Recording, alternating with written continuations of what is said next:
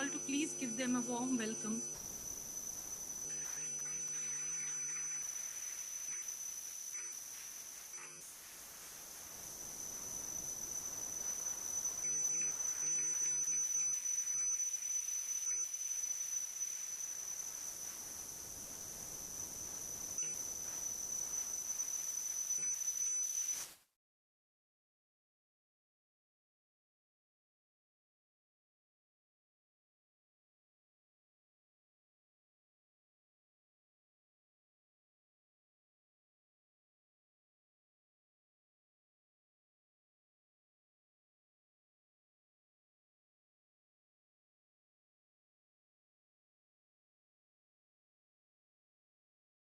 All the respected and distinguished honorable guests, all the galaxy of intellectuals present here, my respected teachers, my dear friends and students. It gives me immense pleasure and joy to extend to you all a very warm welcome on behalf of Aurobindo University, who has clubbed you all for this academic feast. We, the faculties under Sri Aurobindo University, are delighted of being the privileged host of 8th National Conference of Indian Medico-Legal and Ethics Association 2022, IMLIACON 2022. The theme, as you all know, for this gala event is Medical Litigations, a look into the panacea. You cannot work in healthcare field without understanding the legal implications. The theme of the conference very rightly depicts practical situations which medical professionals are facing today more than even before. As you all are aware that medical legal cases against doctors have increased many-fold, and number of cases in which compensations are being rewarded are increasing leaps and bounds. Thus, in present scenario, knowledge of provisions of law related to medical profession has attained enormous significance. IMLIA is serving the medical profession by providing latest updates in medical legal field for the goal of achieving litigation-free practice at the top of all its services. Sri Aurobindo University, Indore, located near the city of Lord Mahakal and inspired by the ideals of Sri Aurobindo, the Mother, is an embodiment of devotion and selfless service towards the community. Guided by respected founder chairman, Dr. Vinod Bhandari sir, the institute strives to provide reliable and affordable education, healthcare to every stratum of the society, right from below the poverty line to the elite class. Housing one of the best-in-class infrastructures, the institute imparts state-of-art legal, medical, and paramedical education up to postgraduate and super specialization level, so as to enhance capacity building by making available highly competent, qualified, and skillful professionals in each field. Hence, Sri Aurobindo University decided to further the ideals of IMLIA by hosting this conference. We thereby extend a very warm welcome to you all to be part of this grand event at Indore, the cleanest city in the heart of India. And now, beginning with the program, I would like to invite all the honorable dignitaries to the dais. For this, we request respected Dr. Manjushri Bhandari Madam, Chancellor Sri Aurobindo University and Chairperson SAINS, to please escort our Chief Guest, Honorable Justice Arun Kumar Mishra sir, to the stage.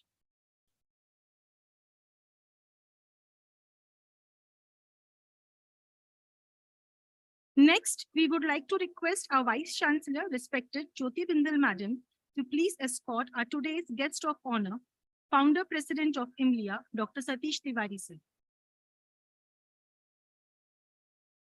I request Professor Dr. Rajiv Kumar Jain, Director, Sri Aurobindo Institute of Law and Organizing Chairman, IMLIACON, to please escort Dr. Mukul Tiwari, present President, IMLIA, to the dais.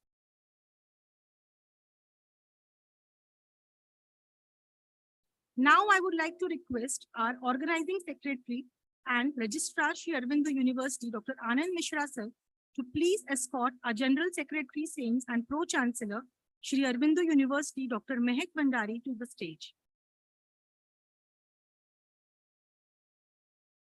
I request Dr. Pooja Reddy, Professor and HOD Pharmacology, Our dynamic organizing secretary, IMLIACON, to please escort Dr. Anurag Verma, Secretary, IMLIA, to the stage.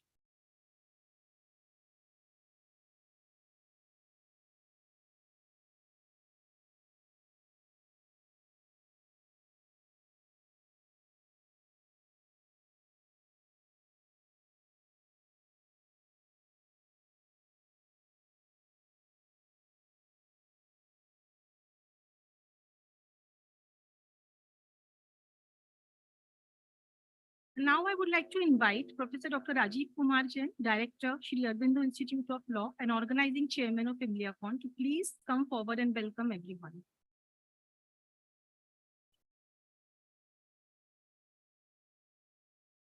It is popularly said that a journey of 1,000 miles begins with a single step.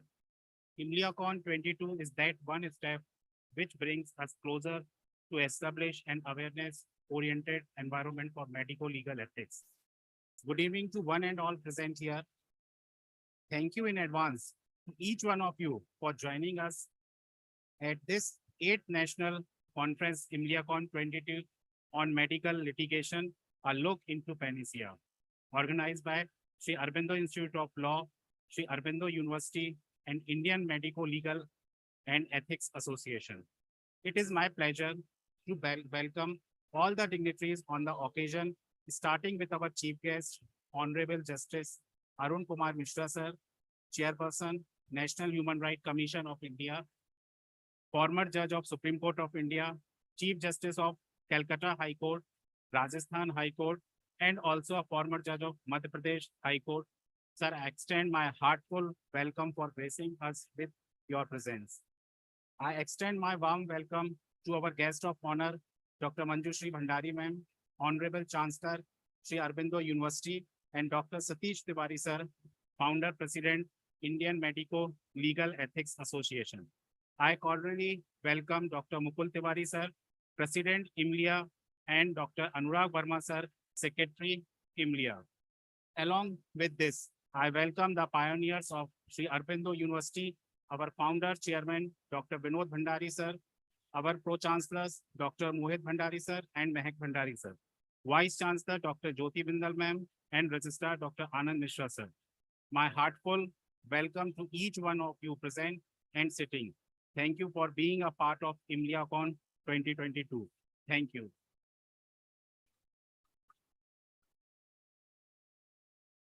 Thank you very much, sir.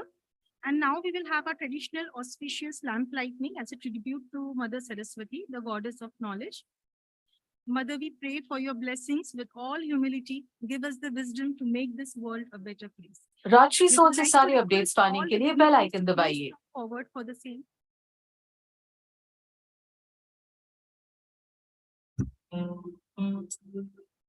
या कुन्देन्दु तुषारहार धवला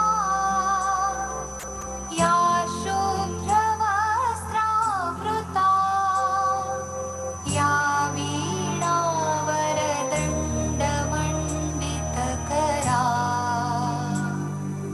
या श्वेतपद्मासना या ब्रह्माच्युतशङ्कर प्रभृतिभिः देवैः सदा वन्दिता सा मां पातु Saraswati Bhagwati निःशेषजाड्यापहा.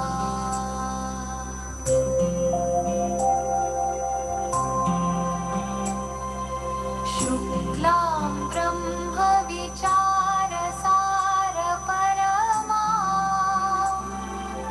आद्यां जगद्व्यापिनीं वीणापुस्तकधारिणीम् अभयदां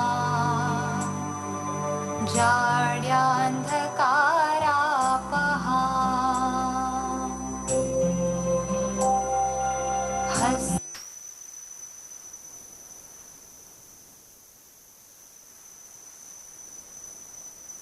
Now it is the time to give a floral welcome to all our dignitaries and guests present on the stage.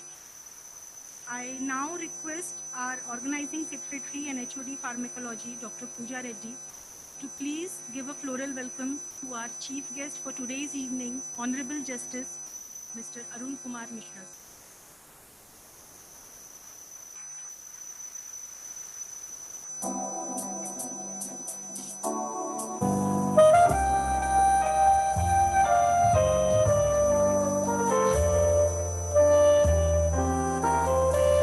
I request Dr. Amit Verma sir, Professor and Head Department of Pathology, to welcome our guest for today's evening, respected Chancellor Shri Aurobindo University and Chairperson Saints Dr. Manjushri Bhandari.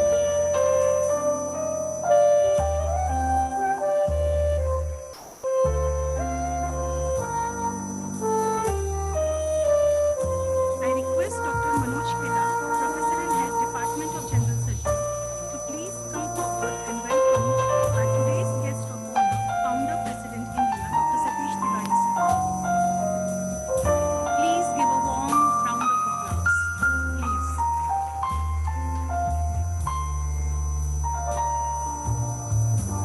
Now I would like to request our Professor and Head Department of Obs and Gynec, Dr. Neeta Nathu ma'am, to please come forward and give a floral welcome to Dr. Mukul Tiwari sir, present President of India.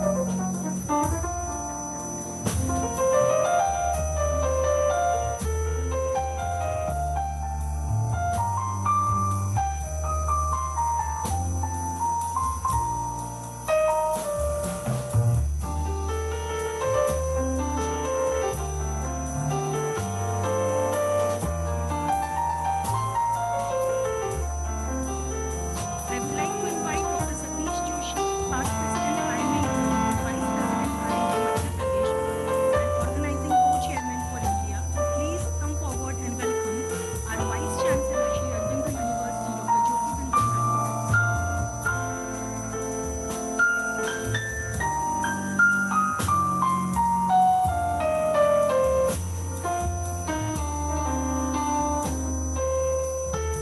Now I request Dr. Prachi Shomnan, Professor and Head Department of Microbiology, to please come on the stage and give a floral welcome to our Co-Chancellor, Shri Aurobindo University and General Secretary, Saints, Dr. Mehek Bhandari.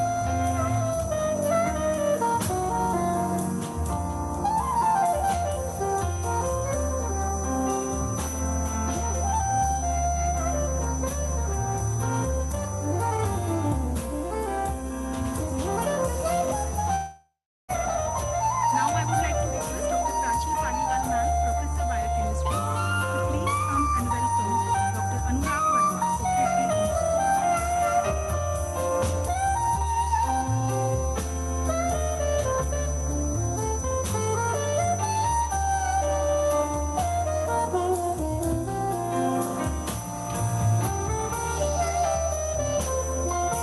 Thank all the faculties. Now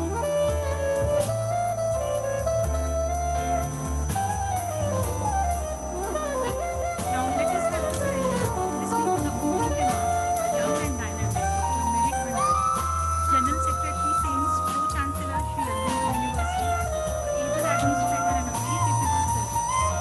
He will present vision and mission of the university.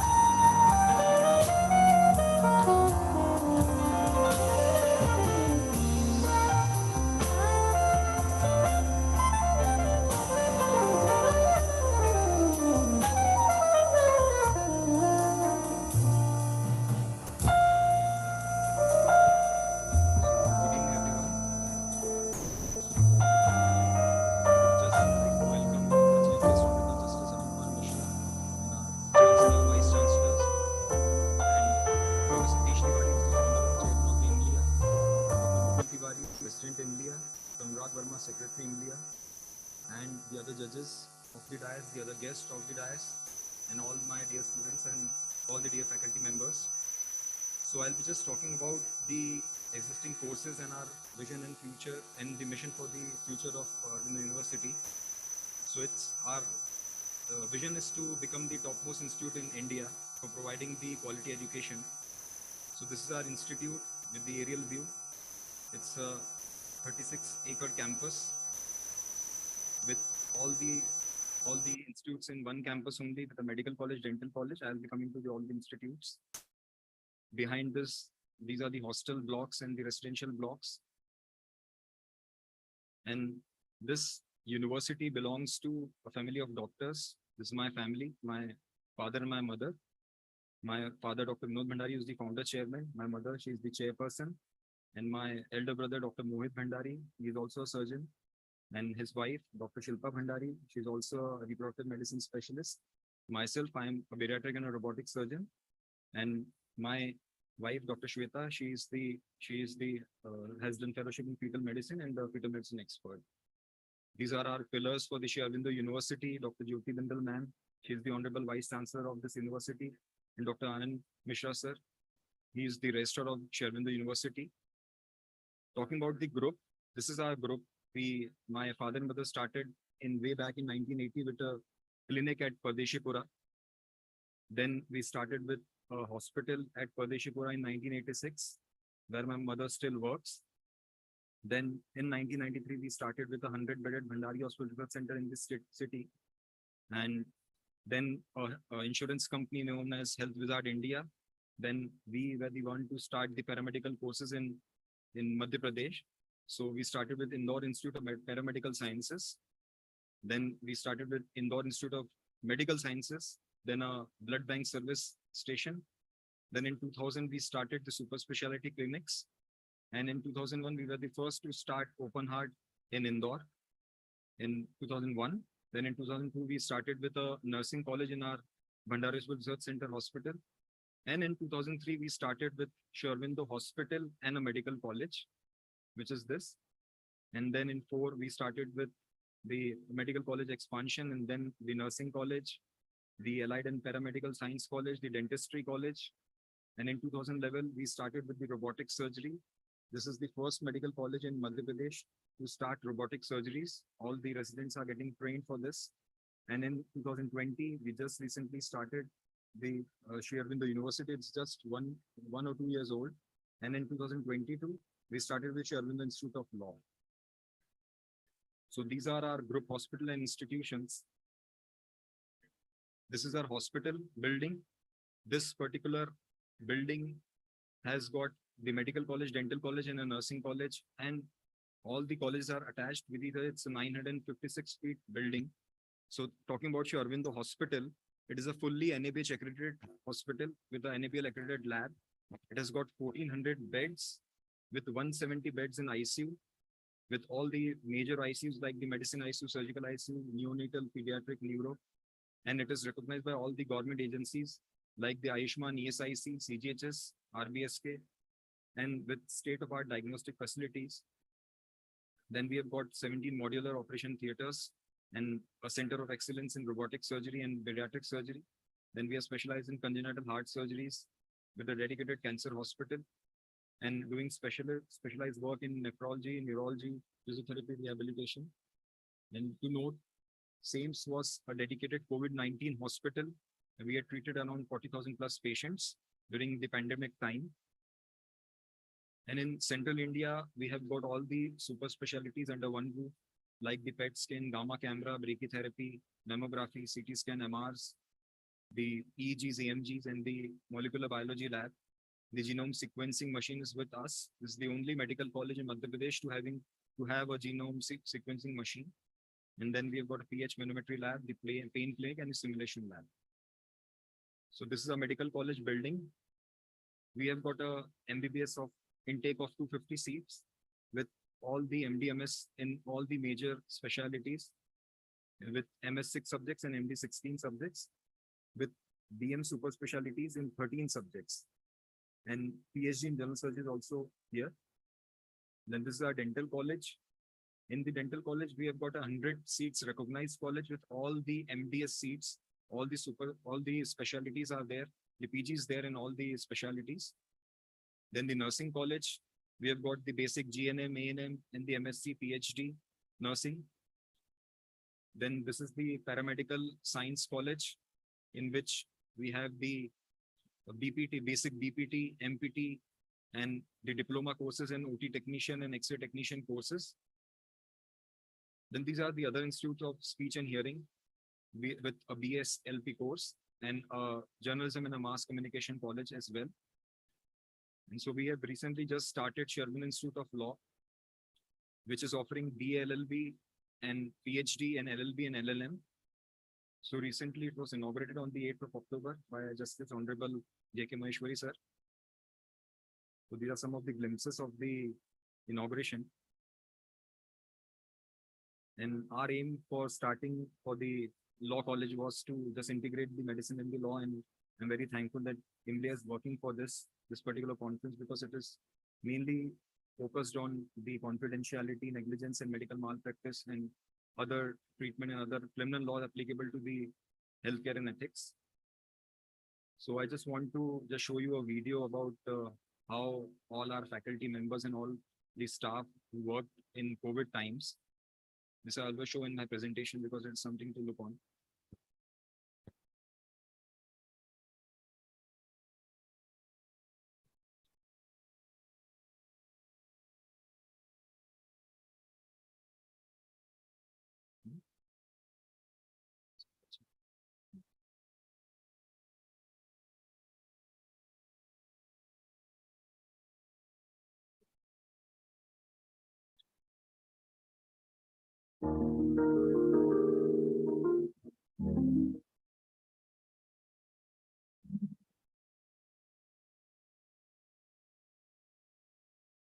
नन्ही सी हंसी भोली सी खुशी फूलों सी वो बाहें भूल गए जब देश ने दी आवाज हमें हम घर की राहें भूल गए हम सोए नहीं कई रातों से जाने वतन सौ चांद बुझे हमें नींद उसी दिन आएगी जब देखेंगे आबाद तुझे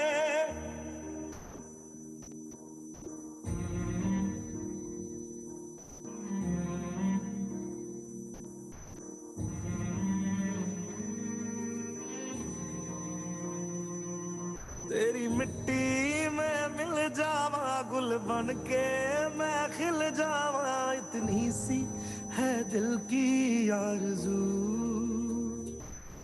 तेरी नदियों में बह जावा तेरे खेतों में लहरावा इतनी सी है दिल की आरज़ू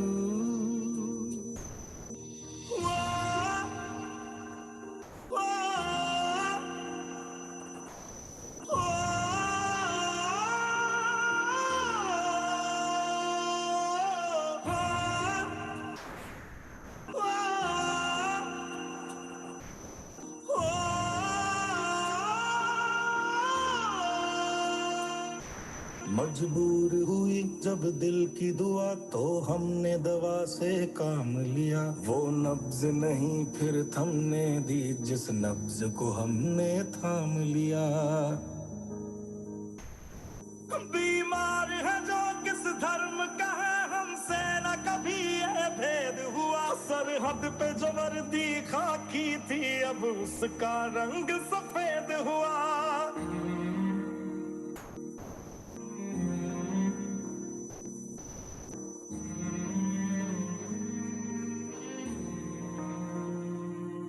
तेरी मिट्टी में मिल जावा गुल बन के मैं खिल जावा इतनी सी है दिल की आरज़ू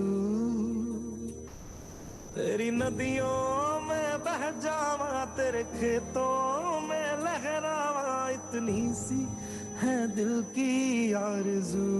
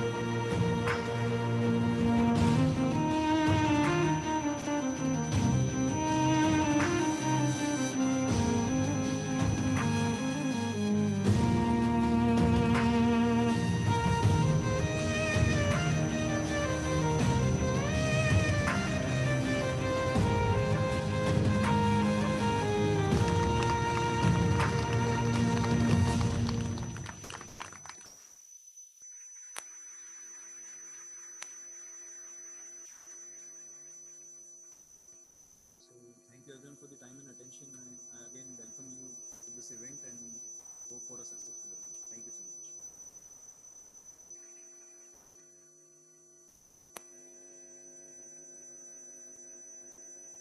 Thank you, sir, for such an enlightening presentation. We really appreciate and congratulate you for this excellent work, and it is really inspiring and definitely very awesome. I would like to invite Dr. Jha, sir, Professor and Head Department of Medicine, to please welcome Dr. Rajiv Jain. Sir. Give a floral welcome, sir.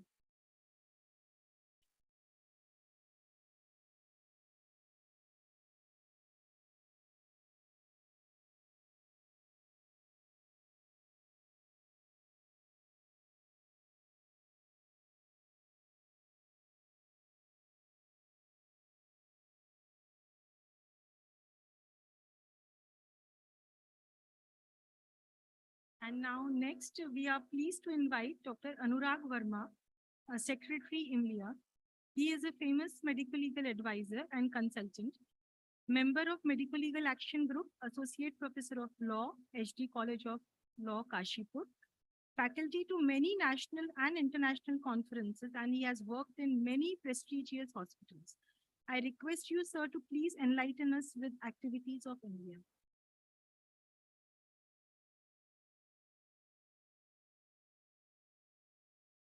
Evening to all of you. I am really delighted to welcome the chief guest of this evening, Honorable Justice Sri Arun Mishra ji, Chairman, Human Rights Commission. Guest of honor, Dr. Satish Tiwari sir, Founder President IMLIA. Dr. Manjushi Bhandari, Chancellor, Sri Aurobindo University. Dr. Mehak Bhandari, Pro-Chancellor, Sri Aurobindo University. Dr. Jyoti Bindram Madam, Vice Chancellor, Sri Aurobindo University. And Dr. Mukul Tiwari sir, President of Indian Medical Legal and Ethics Association. And all the delegates and faculties, and including all the dignitaries who are present over here, and the members of Sri Aurobindo University to this grand event of inauguration of IMLIACon 22. I would like to mention the importance of medical legal expertise in light of the changing medical scenario, which now most of the medical professionals are facing. The medical fraternity is currently facing ever-increasing challenges and new changes, and our young and upcoming members of the medical community must be well-versed in the crucial areas of medical legal field. And all the medical professionals, while they should be good in treating the patients, observing their specialties, guidelines, and ethical practice, they should be very well aware about the medical legal aspects of their own specialties, because everyone is now aware, including the non-medical community, that incidences like violence during the duty hours upon the doctors are increasing day by day. Day by day, doctors are encountered with ever-changing laws, which are incumbent upon them to follow as far as their government requirements are concerned. I thank all the organizing members and committee of Sri Aurobindo University to organizing this conference, and to add to this gigantic effort of IMLIA to make the medical legal fraternity aware about the medical legal aspects. I would like to narrate some of the important medical legal activities, though IMLIA is ever has been on the forefront of the medical legal activities and creating medical legal awareness throughout the country through its various academic activities. But the activities which are taken up by IMLIA during the last 1 year, I would like to narrate some of them. There is a monthly 1-hour medical legal lecture by a renowned medical legal expert, and various medical legal lectures which has been delivered by these renowned medical legal experts of our country. Those are available on YouTube, and all the medical professionals, including the medical students, can see or can watch those episodes by clicking on the IMLIA website. And on YouTube, they can click medical legal webinars by IMLIA. India has started with the assistance of Shri Aurobindo University, a medico-legal online course, which is very beneficial to the medical professionals if they take up this course. And this course has been designed by renowned specialists in this field and various speakers. They are of national and even international repute.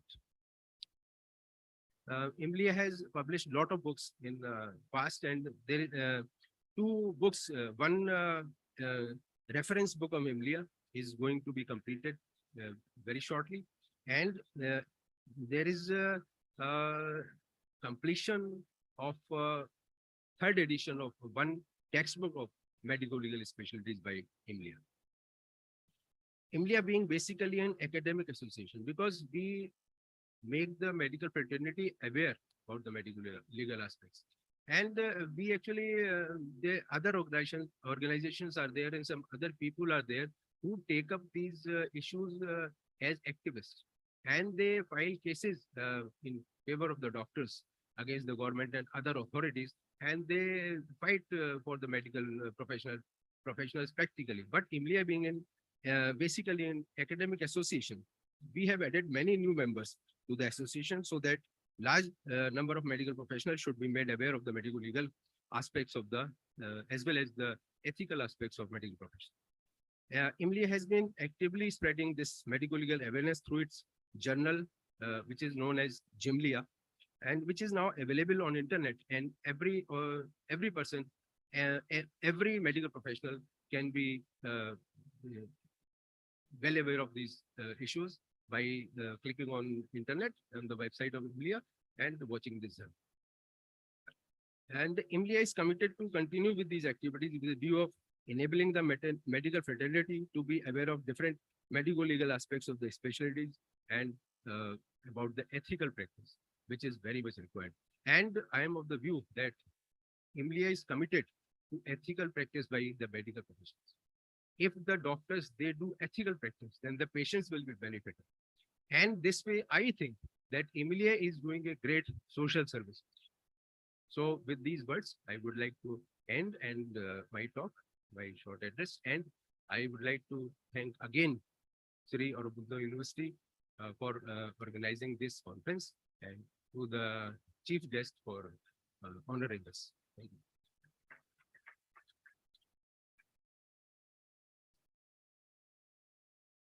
Thank you, sir. We appreciate you for capturing the activity so perfectly. And now it is my privilege to invite our honorable guest, Dr. Mukul Tiwari, sir. He is a consultant pediatrician and is the present national president of IMLIA.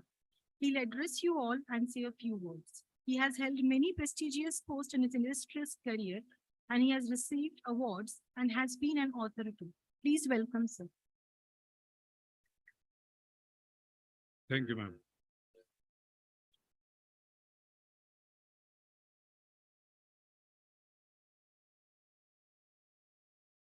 On this August occasion of 8th IMLIACon, I welcome our chief guest, Honorable Justice Arun Mishra ji, Chairperson, Human Rights Commission, and ex-Chief Justice of West Bengal and Rajasthan, and Honorable Chancellor of SAMS, Mrs. Manjushri Bhandari, Founder President IMLIA, Dr. Satish Tiwari, sir, Pro-Chancellor, Dr. Mohab Bhandari, Vice Chancellor, SAMS, Dr. Jyoti Bindal, and Dr. Rajiv Jain, the organizing chairperson, Dr. Anurag Verma, the Honorary Secretary, IMLIA, and all the esteemed seniors here and the delegates. After the 1950s, the doctor-patient relationship started moving away from the traditional role as the doctor as the father and the patient as the son. So after 1950s, this started changing, and there was a fast change. And as the new millennium came, the change was greater, and the new millennium saw a rise in medico-legal cases and violence. But there was hardly any association in the country to help the helpless doctors face the situation and to deal with it. IMLIA began its journey in 2010 when the founder president, Dr. Satish Tiwari, felt the need for such an association and established this body. I am proud to be associated with this body since its inception. It has grown exponentially and now stands tall with members coming from every corner of the country. I am very honored here to have with us Honorable Justice Arun Mishra ji. He is a legal authority and legend, and as chairperson of the Human Rights Commission and having lots of doctors in his own family, Dr. Premwada Fasini is sitting here, Dr. Prem Vaseen. So he knows very well the pains of the doctors. He understands our problems. I'm also honored with the presence of Mrs. Manjushri Bhandari and congratulate her and also congratulate Dr. Jyoti Bindal ma'am, the Vice Chancellor, for starting the first medical legal university course in the SAMS. It's a unique initiative. And I also congratulate Mrs. Manjushri as well as Dr. Jyoti Bindal and others from SAMS for such a charming and eco-friendly atmosphere they are maintaining in this university. I am really impressed. So this conference is, I have today heard lots of new thoughts on solving the doctor-patient issues, medical legal problems, and more thoughts will emerge in tomorrow's sessions also. So congratulations and best wishes to the organizing team. Thank you.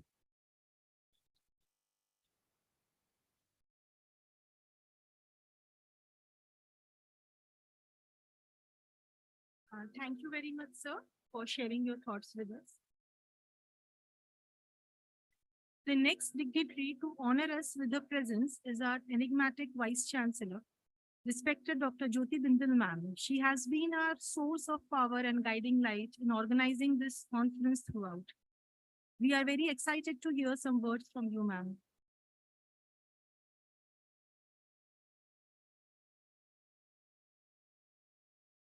Honorable Justice Shri Arun Mishra ji, Chairman, National Human Rights Commission and our Chief Guest of the evening. Honorable Chancellor Shri Aurobindo University, Dr. Manjushri Bhandari, Mrs. Renu Mishra, आदत नहीं आपको रेणु भाभी बोलती हूँ. Founder, Chairman of Shri Aurobindo Institute, Dr. Vinod Bhandari. Founder, President, Indian Medical Legal and Ethical Association, Dr. Satish Tiwari. Pro-Chancellor, Shri Aurobindo University, Dr. Mahek Bhandari. President, IMLIA, Dr. Mukul Tiwari. Secretary, IMLIA, Dr. Anurag Verma. Director, Shri Aurobindo Institute of Law and Conference. Organizing President, Dr. Rajiv Jain.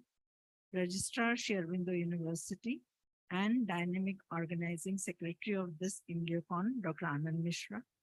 Professor and Head Pharmacology.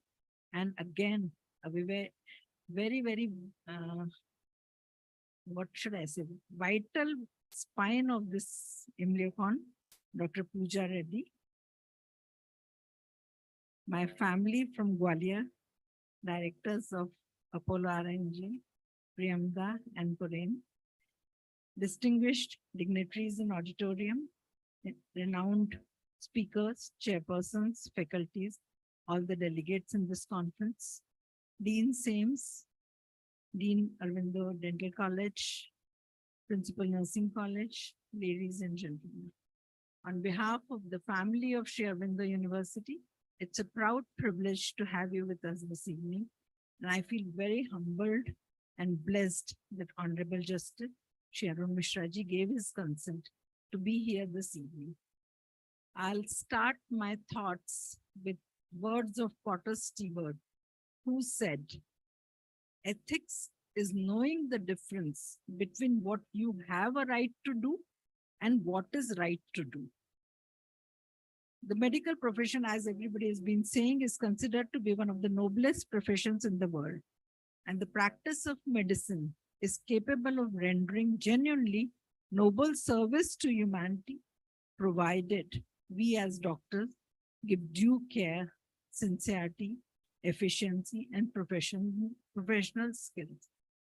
But as Dr. Mukul Tiwari mentioned, today the patient-doctor relationship has almost diminished its fiduciary character and has become more formal, more structured. Doctors are no longer regarded as infallible and beyond questioning. I still remember when I was doing my postgraduate, even in those days, अगर हमारी head of the department ने बोल दिया किसी patient को, बस मैंने बोला ना इसका सिजेरियन होना है, I am a gynaecologist, I am really talking about my, उस पेशेंट, उसके हस्बैंड, उसकी फैमिली कभी पलट के नहीं पूछती थी क्या कारण है. I mean, those were the days when doctors were really infallible. They were really thought as gods or demigods.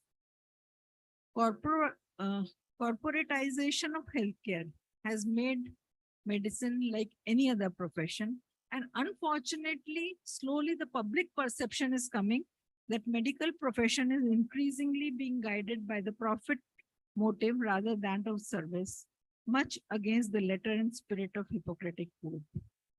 So this is one part. The other part is that a well-publicized malpractice case can actually ruin a doctor's career and the practice. Because medicine, like law, is an inexact science. You cannot predict with certainty and the outcome of cases. It actually depends on particular facts, circumstances, and also the personal response and decision. For example, on an emergency operation table, it's the decision of the surgeon what to do and what not to do. So the old axiom, learn from your mistakes, doesn't apply to healthcare. And we, the organizers of ImlioCon, thought that the only way to fight this battle is prevention. And so let's make our doctors aware of how to prevent, how to make sure that this kind of litigation doesn't happen with us. Also, many of the doctors don't know about the thin dividing line between gross negligence, ordinary negligence, and slight negligence.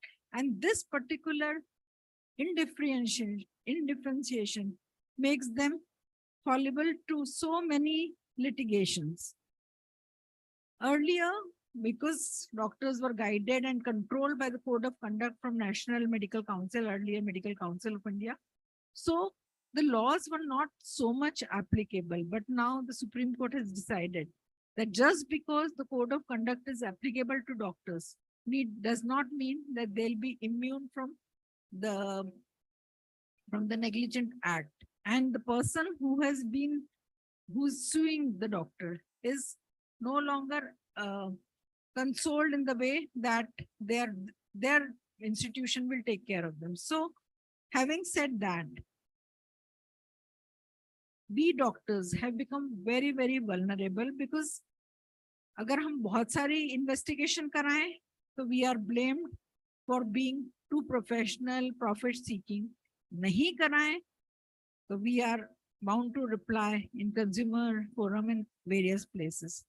So on one side, we have rapid advances in medical sciences, which makes it very efficient tool for doctor. But on the other side, it's also blamed as commercial exploitation of patient.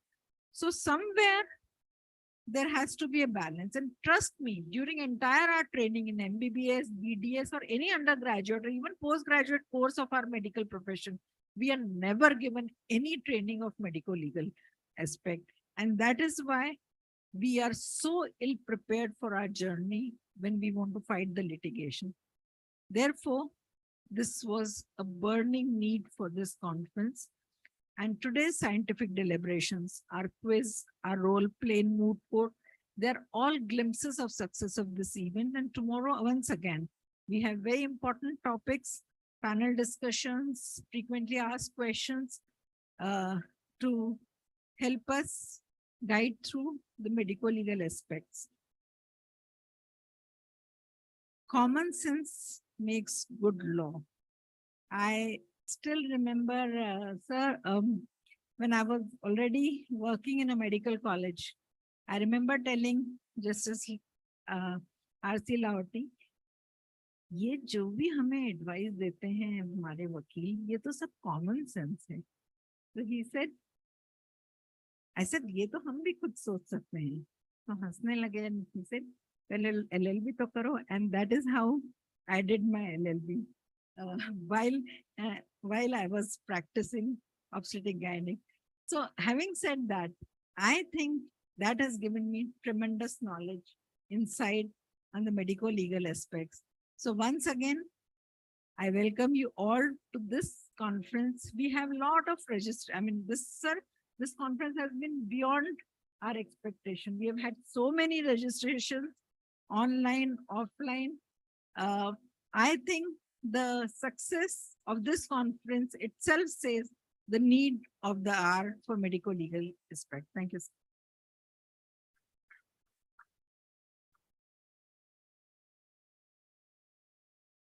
Thanks, madam, for sharing your deep understanding and thoughts. They are really valuable, ma'am. Give the world the best you have, and the best will come back to you. With these values, our winners for today's evening have made a difference. Winning an award has always been a special moment. And so now is the time to recognize the overall achievement and milestones. We are extremely pleased to announce the IMLIA Awards for the contribution of the winners, which has now borne fruits. I thank you all for coming together and adding more grace to the ceremony. To do the honors for award presentation, I would like to request our chief guest, our guest of honors, and the dignitaries present on stage to please come forward and present the awards. The first award, I request Arun Mishra sir, Satish Tiwari sir, Mukul Tiwari sir, Anurag Verma sir, Bhandari madam, please do the honors. I request Dr. Yash Paul sir.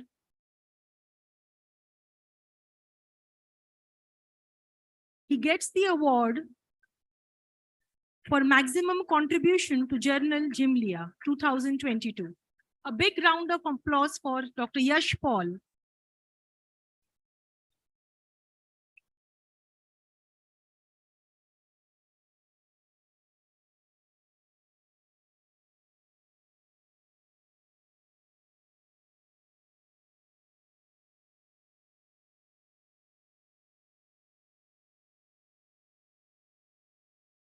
Congratulations, sir.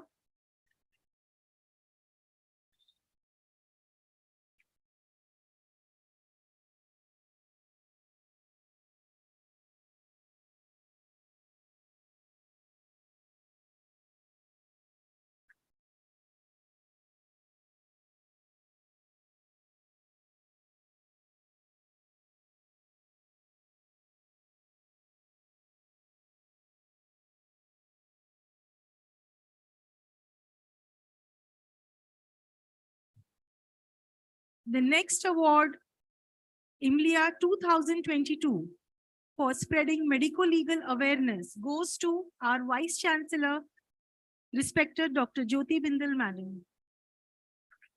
A big round of applause for Jyoti Bindal Ma'am.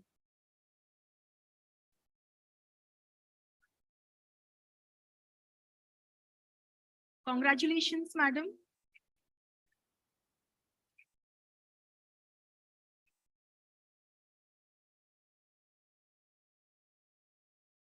Now we would like to present the next award for spreading medico-legal awareness, IMLIA 2022, Dr. Hemant Gangolia, sir.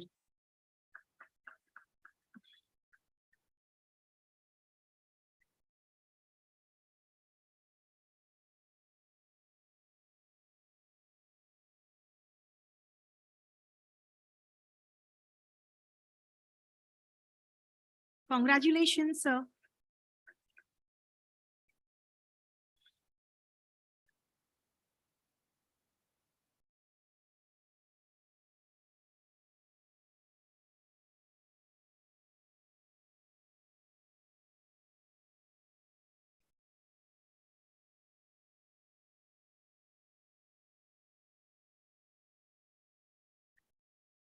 And the next award is the Lifetime Achievement Award, IMLIA 2022.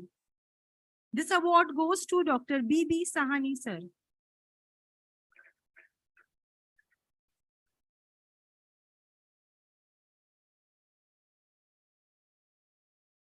Sir is not present here, so on behalf of Dr. B.B. Sahani, Dr. Anurag Verma, sir, will be taking the award.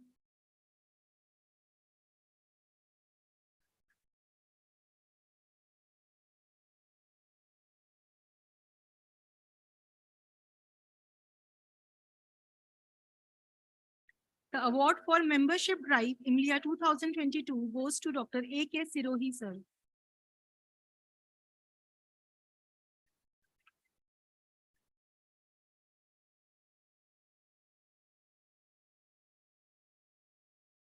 Heartiest congratulations to all the winners. We congratulate you all.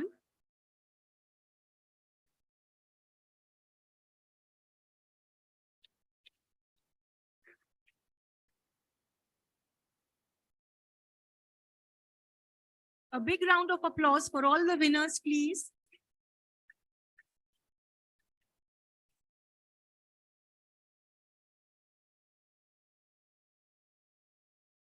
Thank you, sir.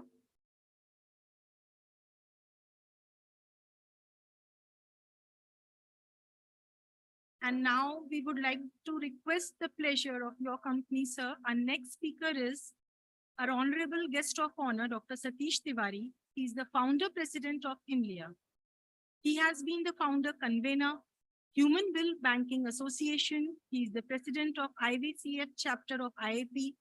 He is the professor pediatrics at Amravati Medical College. He has won many accolades and awards in his illustrious career and has been an editor of many books too. But sir, here I would like to confess that I was your student at Amravati, and during my final MBBS and internship days, you had been my inspiration to take pediatrics. And I've tried to follow your ideals. गुरु आपके उपकार का कैसे चुकाऊं मैं मोल, लाख कीमती धन भला गुरु है मेरा अनमोल. Thanks, sir, for all your teachings. Thank you, sir.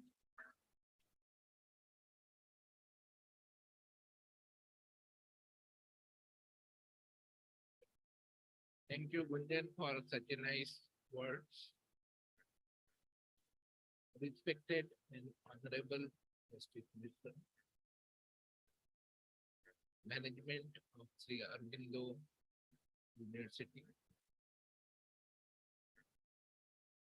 Dr. Mukul Tiwari, President of India, Bindal Madam, Vice Chancellor of Aurobindo University, Dr. Anurag Agrawal, Sir Anurag Verma, Secretary, India. All the dignitaries, and the guests, my dear friends and colleagues, the organizing committee, the IMLIACon 2022, and of course, all my dear delegates and all those participants who have made this conference a grand success. Everybody asked me, being a doctor, why you entered the medical field. And Bindal Madam has said that she had discussion with someone and then she did LLB. Fortunately or unfortunately, I did LLB by accident. Okay. And when we were doing LLB, doing the medical legal practice, one of the jokes was circulating amongst us that if a doctor makes a mistake, the person will be buried 6 feet under the ground. And if an advocate makes a mistake, he will be hanged 6 feet above him. And because of all this, we came together. We thought that the coming together of medicine and law is the need for the betterment of the community. The legal issues and more of the ethical issues of the doctor was discussed not only amongst the policymakers, but also the judiciary, that whether our doctors are doing ethical practice or not. And that's why we had included this word specifically in our association, not only medical legal, but ethical. We started working together. We have seen our members like Dr. Yashpal were at our always they supported us. They were backbone of our association. Another thing about India which I would like to highlight here in the presence of Justice Mishra sir, that India is working in a transparent manner. So we are not saying that the doctors are always right. The doctors are always doing ethical practice. A human is always possibility there to make. To err is human, and doctors may also make the mistake. And that's why if some patient comes to our member for some issues related to the treatment, we guide him also that where the things have went wrong, was at fault, whether it is the negligence of doctor, negligence of the patient, or negligence of judiciary or policymaker. We are not biased against anyone. We want that everybody should work in a transparent manner so that the overall beneficiary is the society. As the chairman of Human Rights Commission, respected Justice Mr. Sir, I would like to highlight many of our members are asking that if we talk about the human rights issues of the patient, what about the human rights issues? I hope in your address you will cover that what are the rights of the doctor? Are they on the policymakers looking at that right also? As far as the most important act which is applicable against medical sciences, that is the Consumer Protection Act. The time has come to think whether in last 25 years it has benefited the community or the medical services have deteriorated because the health services are included under the Consumer Protection Act. Another very important issue which our members asked to us, that why the policymakers are failing in making the policy. And the example they give, that if a normal individual dies in a road accident, in a bus accident, train accident, he is paid a compensation of 5 lakhs and something around that. But if a deceased person who is suffering from heart disease, congenital heart disease, myocardial infarction, heart attack, paralysis, and the judiciary is sanctioning the compensation in crores. What is the reason behind this? Bindal Madam, today the Moot Court also sanctioned a compensation of 10 crores. I don't think how much it was really acceptable to the general. In the last few words, I would like to say, as Mr. Mayak Bhandari has said, the vision of India is to create the awareness. As I said in the beginning, we work in a transparent manner. So we don't believe that our doctors are totally correct each and every time. We all know ताली एक हाथ से नहीं बचती, तो कुछ गलती doctors की भी हो सकती है, कुछ गलती हॉस्पिटल की भी हो सकती है और कुछ गलती पेशेंट की. So as a doctor, what we can do? First thing is we have to do self-introspection. That is very important. The changes we want to start not only the patient or the policymakers or the judiciary, but changes should be in the doctor community. We have to really think, are we working ethically? Are we working without the commercial interest? Or we are working in a corporate culture? So I think everybody has to think, have the self-introspection, and we should come out with a patient or the community-friendly environment. It is very important. Lastly, about today's conference, Bindal Madam has lot of anxiety, or she was very anxious how the conference will go, how the delegates will come. But as he rightly said, she was associated with a very fascinating, encouraging, dedicated team of the organizing committee. In the morning when I started with my talk, I said ImliaCon 2022, that is the 8th ImliaCon, is one of the best ImliaCon since the beginning. I would like to change my words, which I said in the morning. It's not one of the best. It is the best ImliaCon. So thank you, organizing committee. Thank you, all the delegates, all the dignitaries and friends. I hope the deteriorating doctor-patient relationship, Dr. Mukul was saying, we hope that India does something to improve this deteriorating doctor-patient relationship and the health issues in the people and the. Thank you.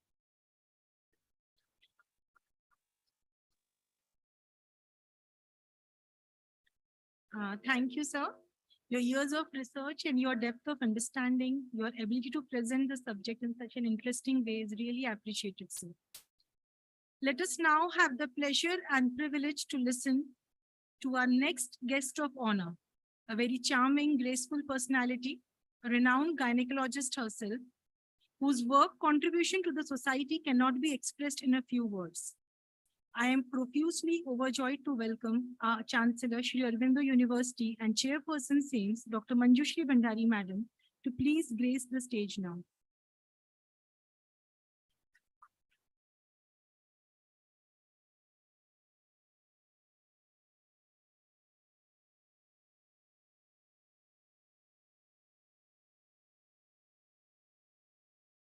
A very good evening to all. Respected Honorable Justice Shri Arun Mishra ji, Chairman, National Human Rights Commission, respected Mrs.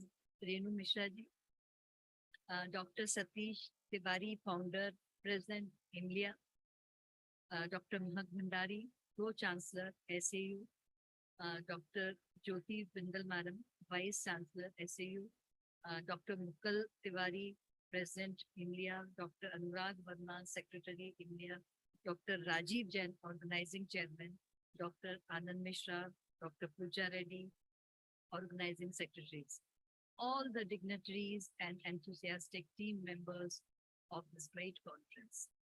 With immense pleasure, I welcome you all to the 8th National Conference on Medical Legal Issues and Ethics in Medical Practice, ImliaCon 2022. This conference is a beautiful amalgamation of two important professional entities coming together.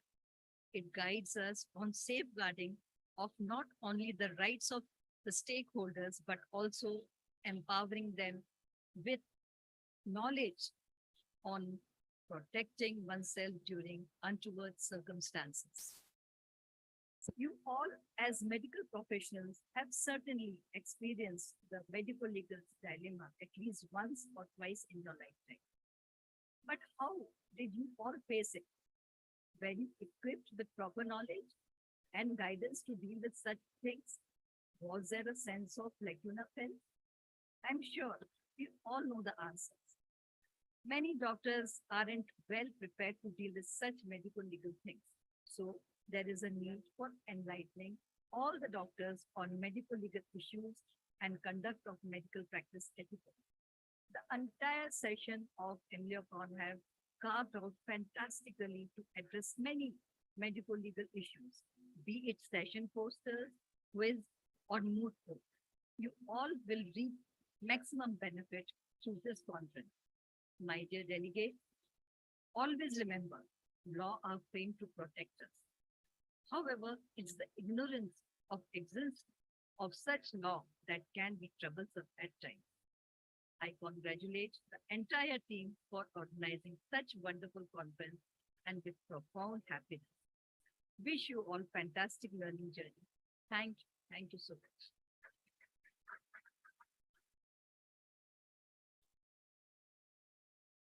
Thank you, madam. We appreciate your time and all the valuable words. And now I'm delighted to take an opportunity to introduce the chief guest for the evening. On behalf of one and all present here, we welcome you, sir. Honorable Justice Mr. Arun Kumar Mishra is a personality worth taking a bow. He is the chairperson of National Human Rights Commission of India.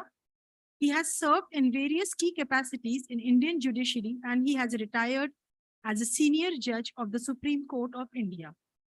He joined the Bar Council in 1978, and he practiced in constitutional, civil, industrial service, and criminal matters. He was elected as the youngest chairman of the Bar Council of India. As the Chief Justice of High Courts of Indian states of Rajasthan and West Bengal, and as a judge of the High Court of Madhya Pradesh, he has delivered several important and landmark judgments and decided upon approximately 137,000 cases. Throughout his tenure, he has been dedicated in ensuring justice to the people and upholding constitutional ethos and values. As the chairperson of National Health Rights Commission, Sir is actively engaged in deciding cases of human rights violations across the country through commission, scam sittings, open hearings, and also visits to detention centers. So now I welcome you, sir, to enlighten us with your words.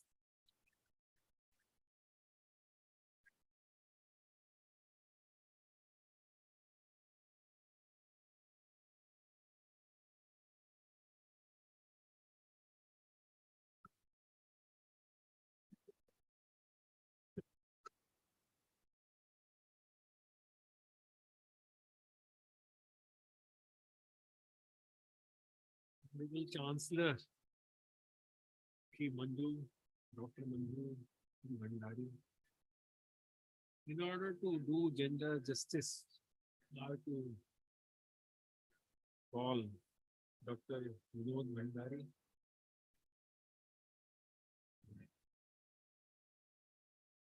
Shri Satish Tiwari ji, founder member. Dr. Jyoti Bindal, Vice Chancellor. Dr. Mukul Tiwari, Chairperson of India. Dr. Mahak Bhandari, Dr. Anurag Verma, and others sitting on the dais, my brother judges, members of the medical profession, Dr. Puran Basi, and dear students. I feel privileged to be part of this conference,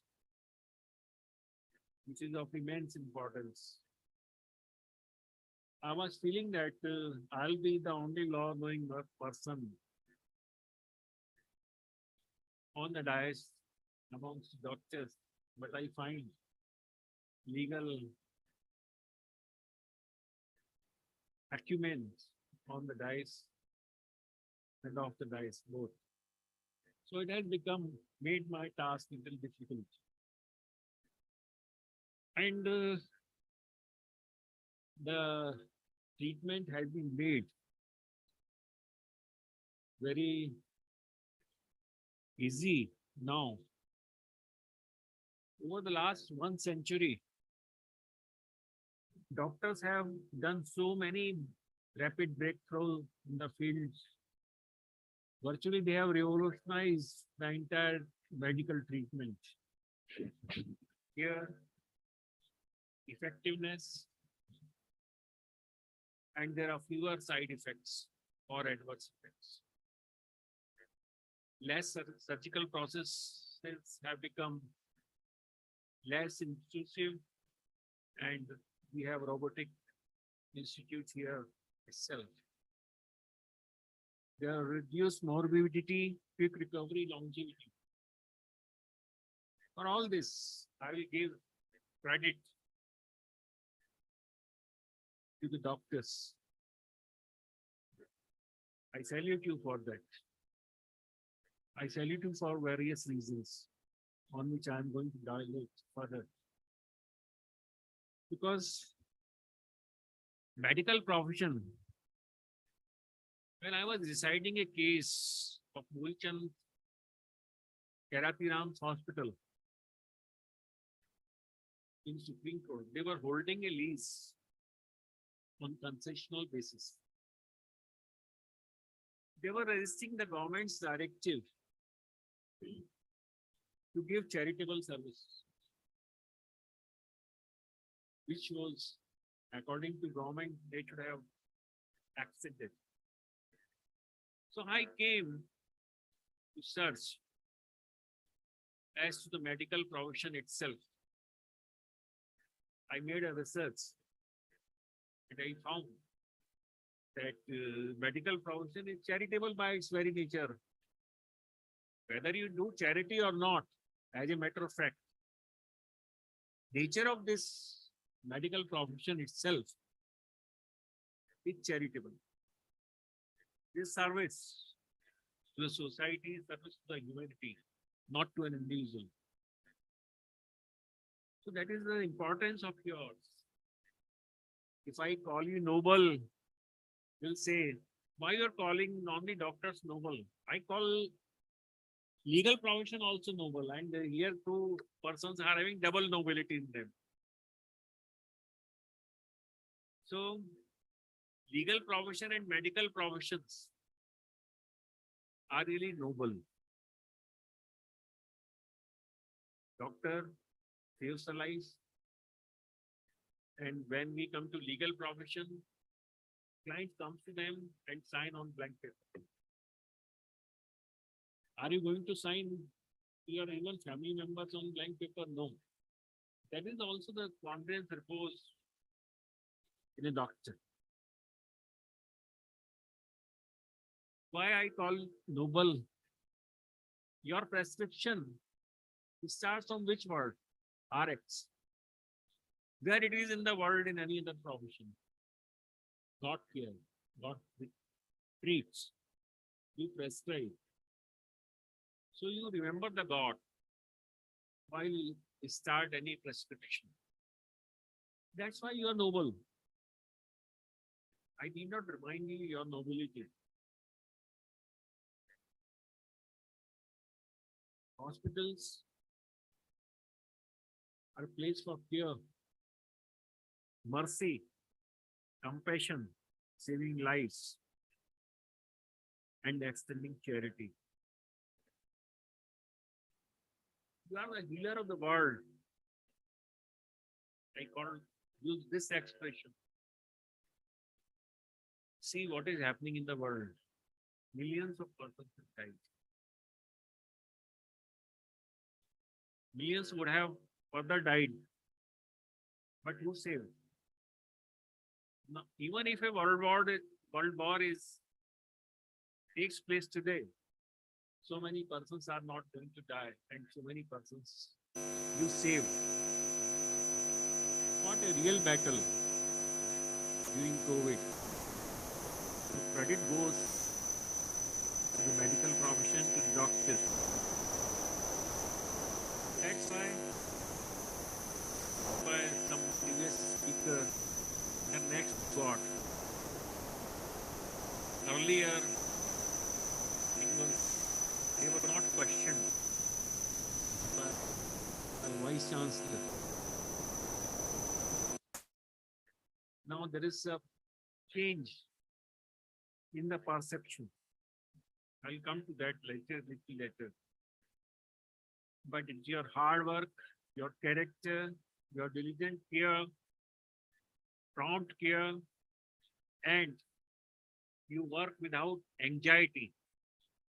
You solve the crisis situation. Person is dying. If you become anxious, you're not going to save him. Maintain your cool. You use your expertise, and then you save the life. That's why the next to God. The respected profession. Doctors have their significant place in the society. They're elite class, intelligentsia, and they're highly respected. So when you are so much respected in the society, society depends upon you, then the certain obligations which are inherent in the profession.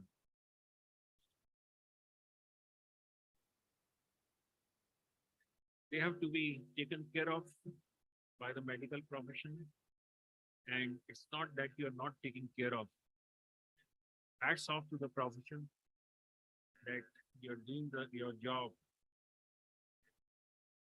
very effectively. When we come to the part of ethics, autonomy, yours autonomy, yours respect, yours right, interacts with the autonomy of the patient. When we talk of autonomy of the patients, is right to life, right to privacy, which is part of human dignity. And he has to disclose everything. The doctor, even as to his character. When something comes to the knowledge of the doctor about the disposition of or character of a patient observed during the medical attendance, it cannot be revealed to anybody, except when law requires it to be revealed. That's the confidence on a doctor reposed by the patient and by the law also. Same is the confidence on a lawyer. Medical record is to be confidential. In USA, you cannot find who is suffering with what ailment, what treatment he obtained. Impossible. Here also it is being observed. Promises of the confidentiality have to be carried forward, carried out in pith and substance by the profession. Towards one thing I would like to attract the attention of the medical profession. I am talking of this at various platforms. Globalization is there, going to stay. It's not a new thing for us. We are living in the concept of Vasudhaiva Kutumbakam. Rigved says so.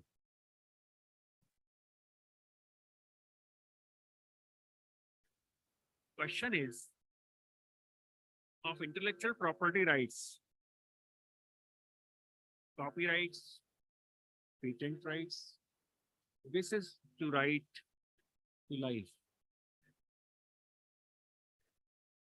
Medical Council of India ethics lays down which shall be unethical if the benefit of patent or copyright are not made available to general public where the interest of large population is involved.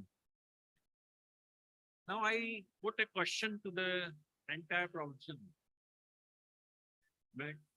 Experts present here. to what extent we have been able to carry out this medical ethics. Whether pharmaceutical companies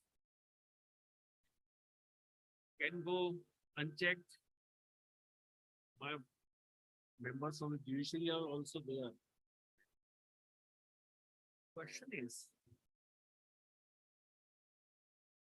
life-saving drugs and medicines are beyond the reach of poor.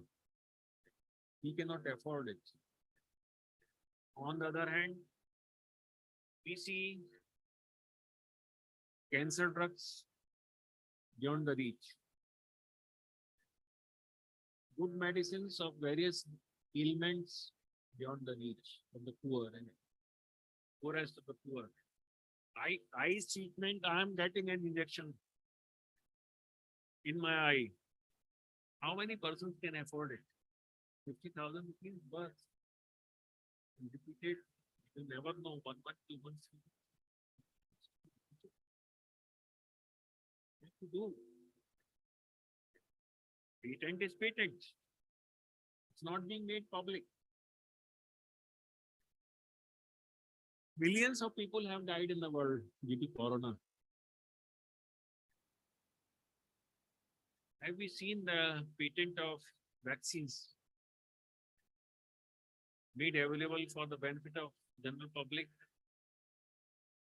Various patent holders of vaccines have earned so much money that they could not have expected in 20 or 30 years.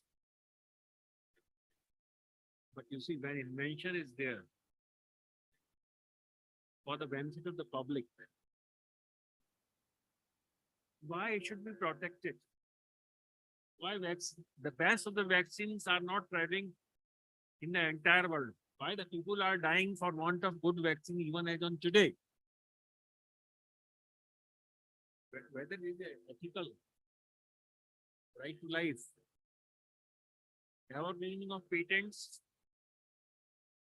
now term has been increased. Silently, every amendment in the law has been made. There has been so much extended that even after that, there is an attempt of ever reading the patent by making the combination of it, that we should still earn the profit from the convention, which is, as a matter of fact, for the public good, for the public welfare. Now, when we talk of charity, charitable hospitals are there in the name of charitable hospitals. Various corporate hospitals who are holding the land on concessional basis, nominal lease rent, extremely valuable land in Delhi for charitable purposes. 20%, 30%, whether they are extending charity. Answer is no. Even if charity is extended, it is to the chosen few who can afford the treatment, but they have to oblige them, not to the poorest of the poor. Here we have reached. Whether this commercial, we should discuss, because Tiwari ji has given me liberty. Let us criticize doctor first. So why for this commercialization? Why the poor are not getting the benefit of the charity in the name of charity when the hospitals are having charity zones? Why it is not, they are not having the signboards in their hospitals that this is a charity which we extend to poor. This part is available. This part we give in the charity. Where the charity? Where is the word? Why the rates are not being there? Why the charity is not being informed to the patients, those who are poor? It is for us to do the soul searching in that field. We have denied the real justice to the poorest of the poor in the country as a matter of fact. What our constitutional makers thought of distributive justice. Distributive justice is that which the poorest the poor need. It is need based. It is obligation upon the state, obligation upon the mighty, which is now reflected in the section 135 of the Companies Act, also corporate social responsibility. How it is being fulfilled, how it is being carried out, that is the question. Whereas the poor have not got the benefit of the even reservations as on today. They cannot afford the treatment. How many tribals come to you? How many tribal come to Aurobindo hospital? How many tribal go to Apollo? How many tribal goes to AIMS? Why we have not been able to trickle down the benefit of the gains or the medical treatment to the downtrodden and poor as the poor? Balancing the human rights with commercial gains. We are working very hard. Earning, not mine, it's necessary. You have to run the very big hospitals. You have to pay your staff. You have to incur expenditure. You have to incur expenditure if you are doing charity even for that. Earning is not bad. But there has to be some balancing somewhere in the human rights and your gains. If the balancing is not done, then probably the medical profession is becoming beyond the reach as the Supreme Court lawyers have become beyond the reach today. 1 hour, 15 lakhs. One apple, 5 minutes, 20 lakhs. Who can afford? Who can afford that? This luxury. Similar is the question with the corporate hospitals. What about the equal justice to all? Our constitution makers, justice is only in the courts. Justice is done by you also.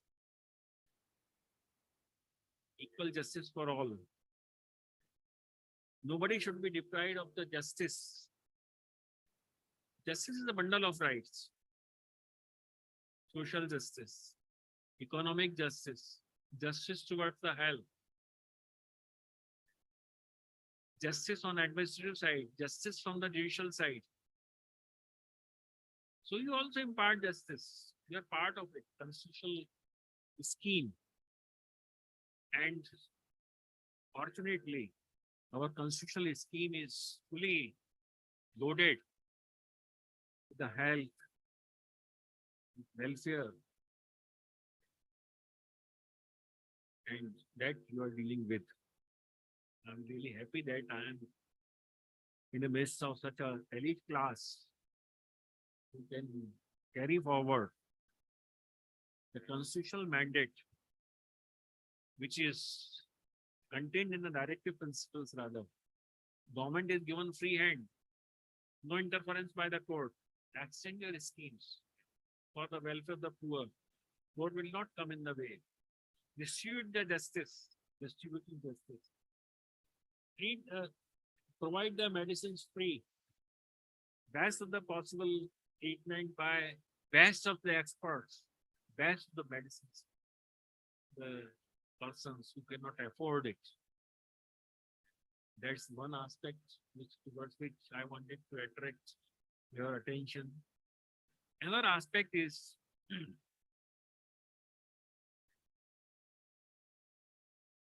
nowadays various companies are producing the same medicine.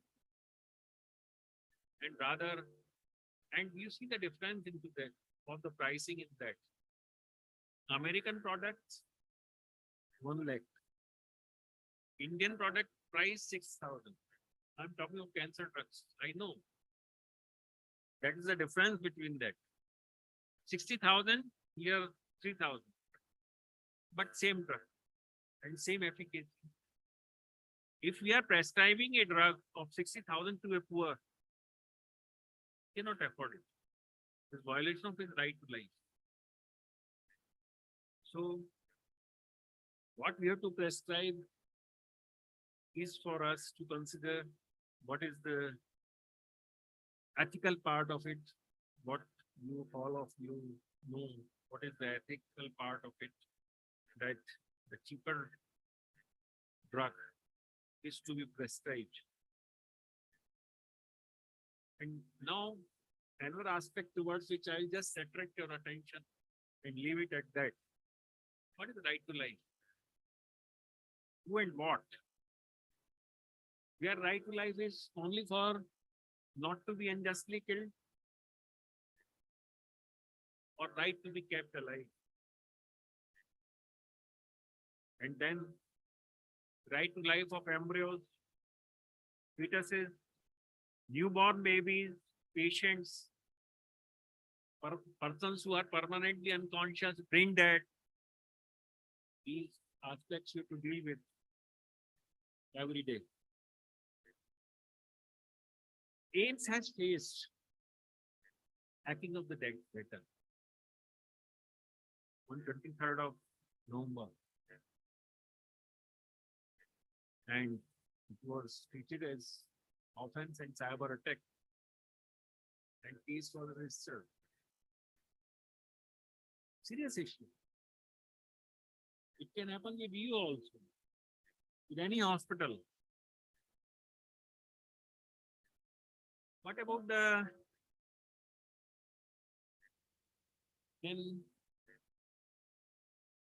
I will just attract your attention towards one fact, that cyber attack was made on the sensitive data in America, and $4 billion ransom was taken and had to be paid to get that data restored.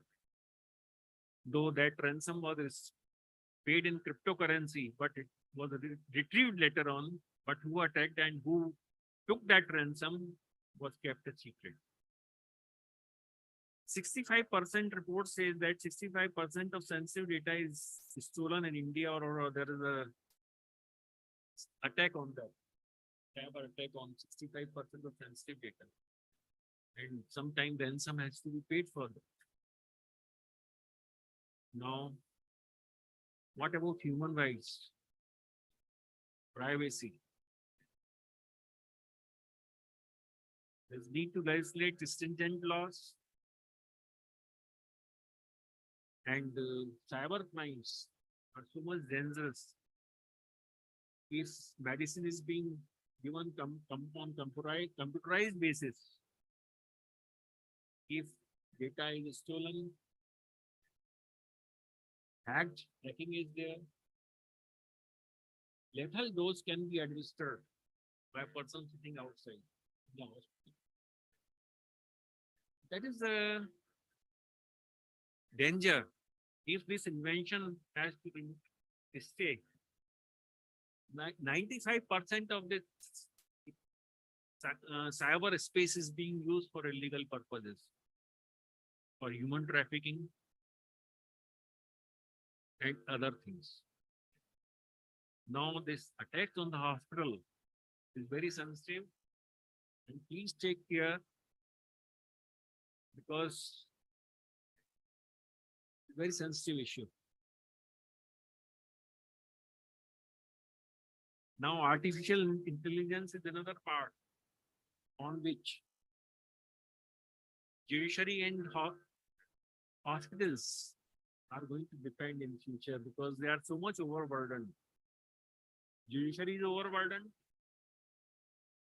and medical profession is overburdened. They are overburdening themselves beyond the capacity. I say with full sense. Dr. Mukul said that I have seen the doctors working in my own family, how they work. They're really overworking. Entire profession is overworking. Is this justice to yourselves? When you cannot do justice to yourself, how will you do justice to others? Question is, I pose a question. You are not saving your own human rights. You are violating your own human rights. Can you save the human rights of others? Firstly, you must be healthy because you are precious for the society. You must give time to your health. You're the protector of the life and health of others. You're precious for the society. Your brain is precious for the society.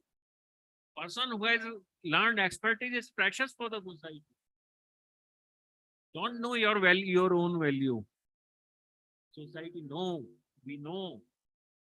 The nation knows the value of the doctors and good doctors in the country, how they are doing, what they are contributing.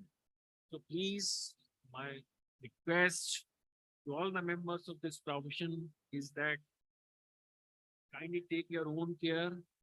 You are caring the world. Entire country is going to depend upon you.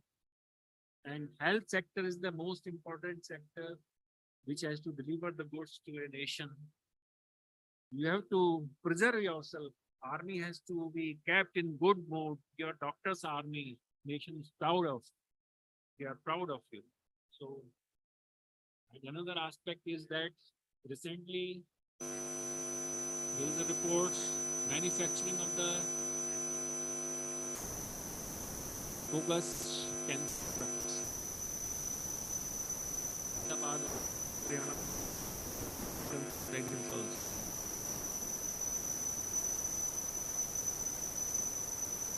There are certain infamous manufacturers. Why the doctors community should not boycott substandard and infamous manufacturers? Bihar alone figures are 3,000 crores and it's done every year. Carefully.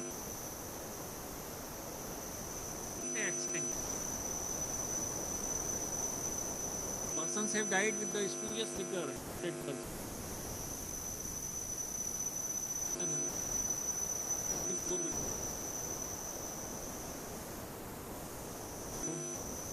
And there is no treatment made available.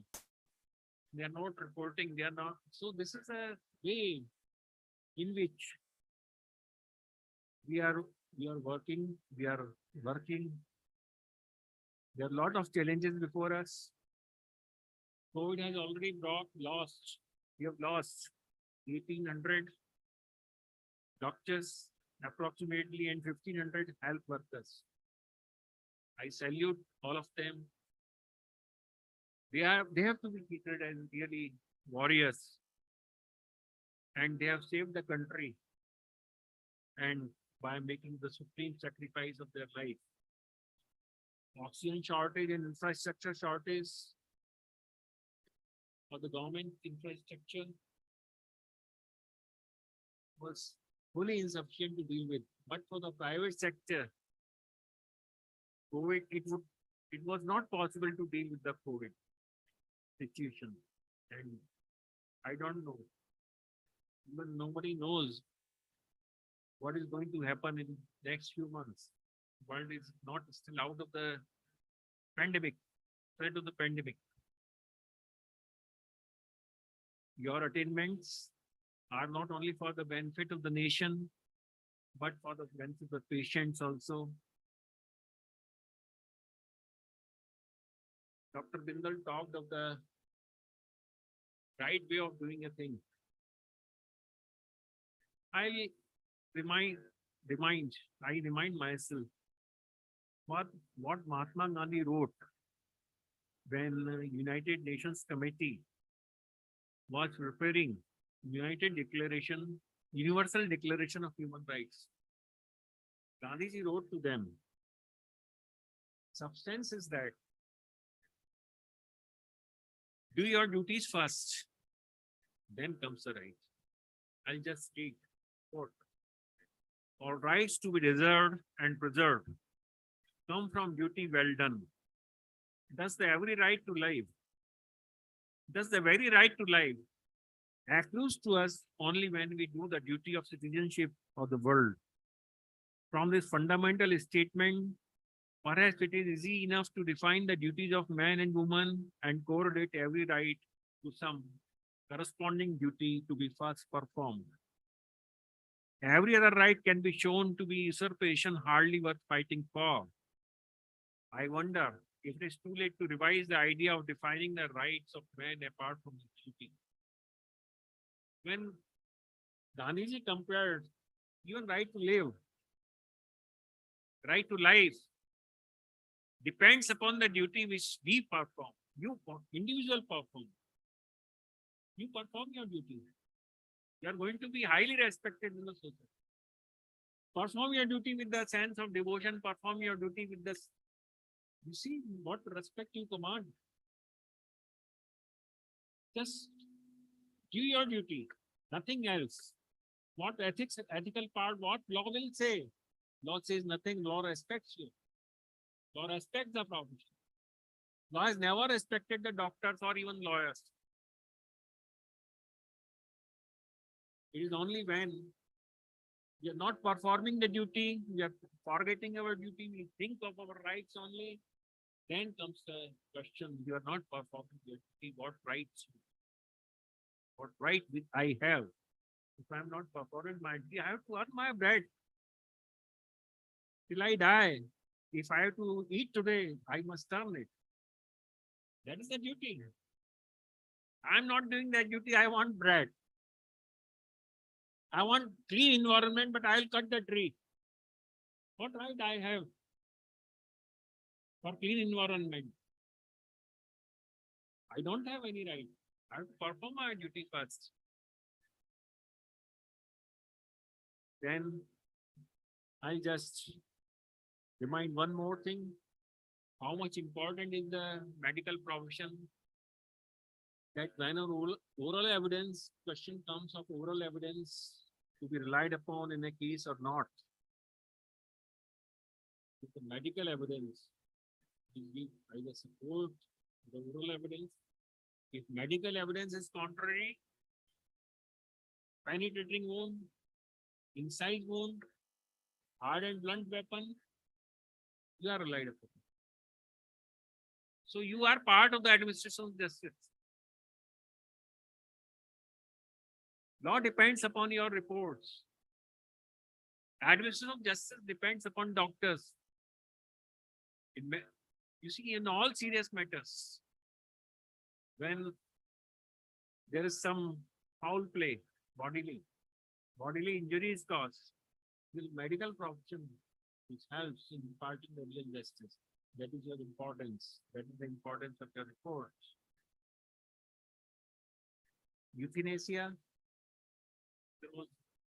Earlier view of the Supreme Court was different. 2018 Constitution bench has taken a different view. Now passive euthanasia is permissible. Who has to give? Who has to decide that? Living will concept has come, judiciary comes into play, that is to be with the magistrate. Magistrate will certify that yes, this person has left a living will. He is living, but he wants euthanasia. Who will decide? You have to decide. Profession has to decide. Board has to decide whether his will should be carried out. What are the changes in the medical field as on the day on which that will is to be acted upon? You have to take a call on them. The important part is the Supreme Court has dealt with and has cast a duty upon the profession for withdrawal of the support system. Decision has to be taken by a team of doctors. Parmanand Katara's case, if injured come earlier, the law was don't treat. First, ensure that report is there. No. Now concept has changed. Treat. Concept has changed. Some criminal is not to be harassed, not to be called by the police. Police has to go respectfully to his house and then make a questioning how that's taking place. That's the law which has developed. Now, there is no room for negligence by in the medical profession. Negligence may be tried in a civil forum or consumer forum or criminal court.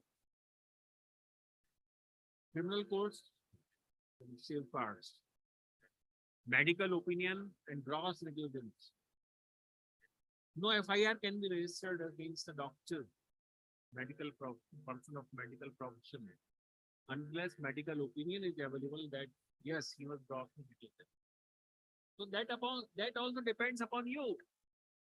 Your medical profession has to certify that there was a gross negligence. That is the importance given to the medical profession itself in the matter of registration of personal information by the courts. When we talk of balancing of the rights, human rights of the doctor is not a human right, more than human right. If you ask me very frankly, when we talk of medical negligence, are there not incorrect diagnosis? Diagnoses are not incorrect. We also find that it was not correctly diagnosed. Who finds it? Only medical profession certified that he was not correctly diagnosed. People may die with the wrong diagnosis. Nobody knows. But your profession itself, deferred diagnosis, another problem, inaccurate surgeries, negligence in treatment, gross negligence, needless surgeries are done sometimes. I will not narrate my own experience in a corporate hospital. My sister is sitting here. She shouted on the doctor. The corporate.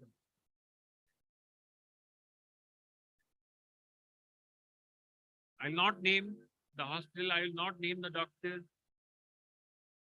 One patient was discharged. Next day, the wife of that judge was called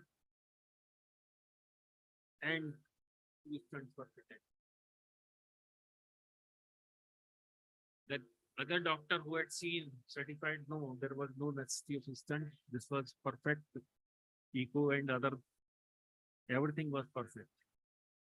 But it was done. Done by calling that, yes, you are in trouble. It happens. It has happened. Not making the names only. So, erroneous anesthesia may be given due to error. If little more is given, what happens, you know.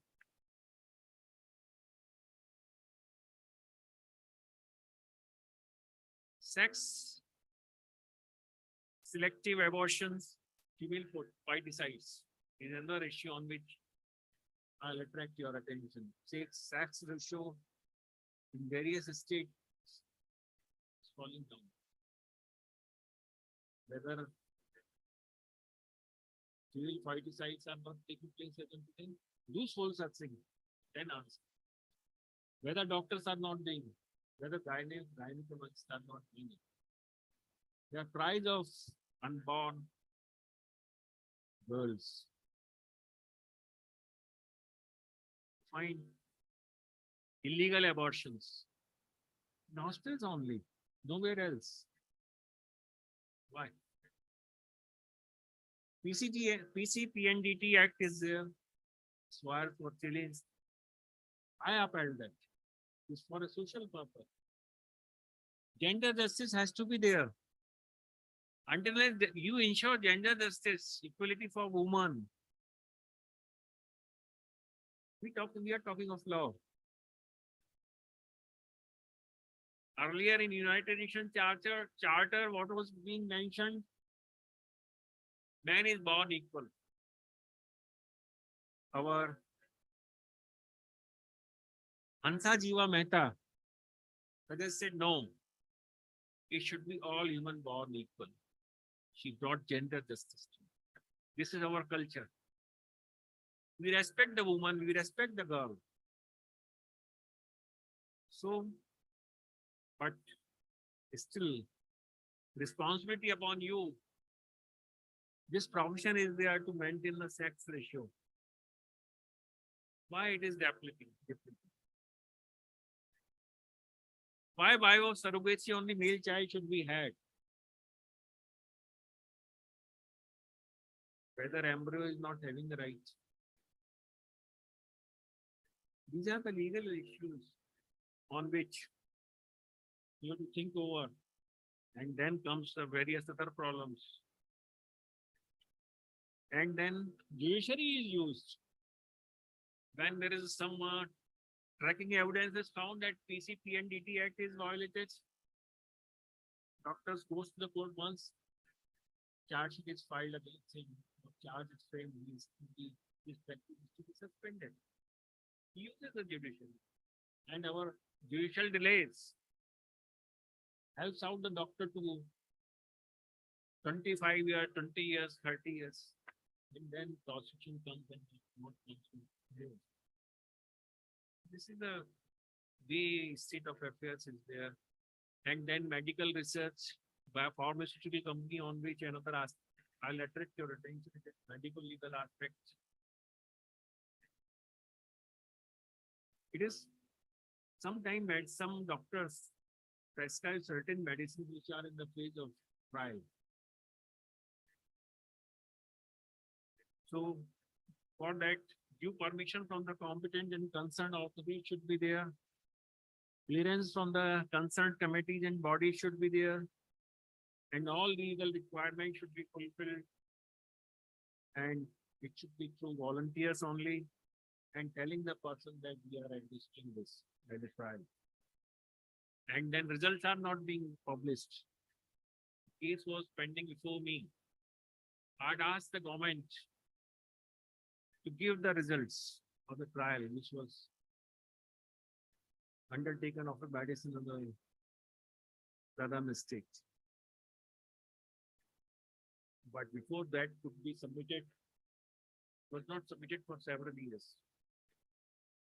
I retired, and case is still pending.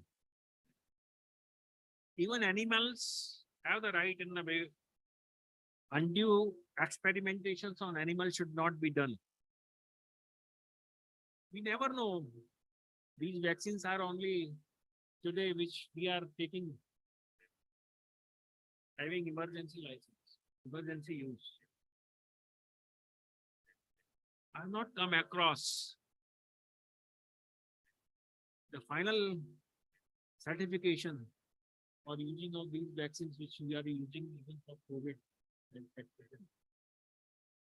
This is another important aspect on which probably period might not have been over for the study by now. 2 years is required, I suppose, for some other period that people might be doing better than me. That has to be taken care of.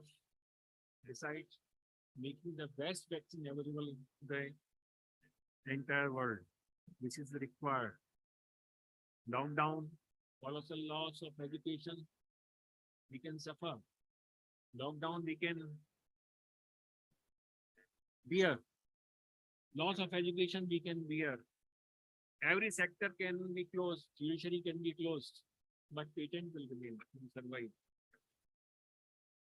For whom this patent is? Why for it should survive? Why it should be kept secret? Then National Human Rights Commission has formed a charter. I'll not take you to details of that. You can read that on internet. Basic expectations from government and healthcare institutions are to be performed irrespective of affordability by that person. This is the basic emergency care has to be afforded to every person. Right to information, right to reports, emergency medical care, informed consent, transparency in the rates, discharge.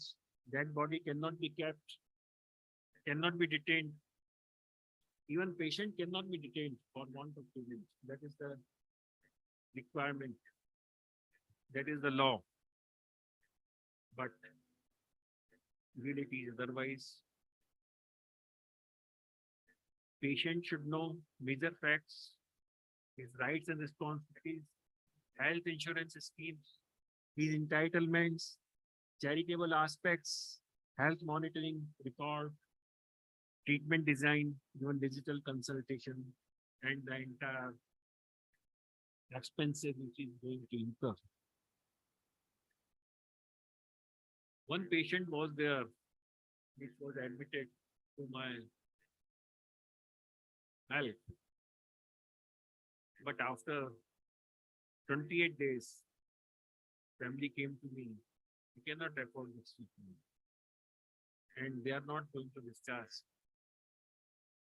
I had to ask either discharge them, let him die, let that patient die, or shift into charity. Charity, they shifted, but after 7 days, but they charged for those 7 days, which was money to be borrowed from somewhere by them. This stage where we have reached. Unethical acts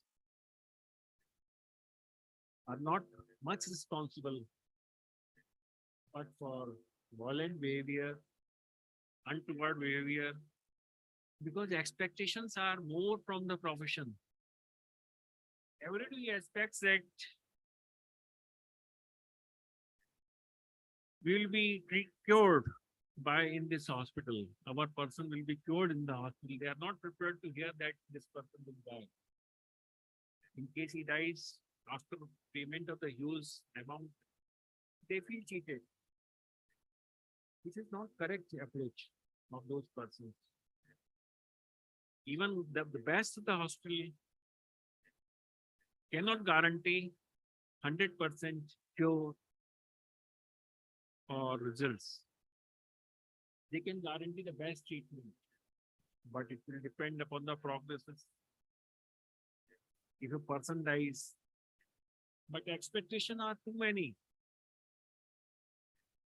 Unnecessary investigations are must.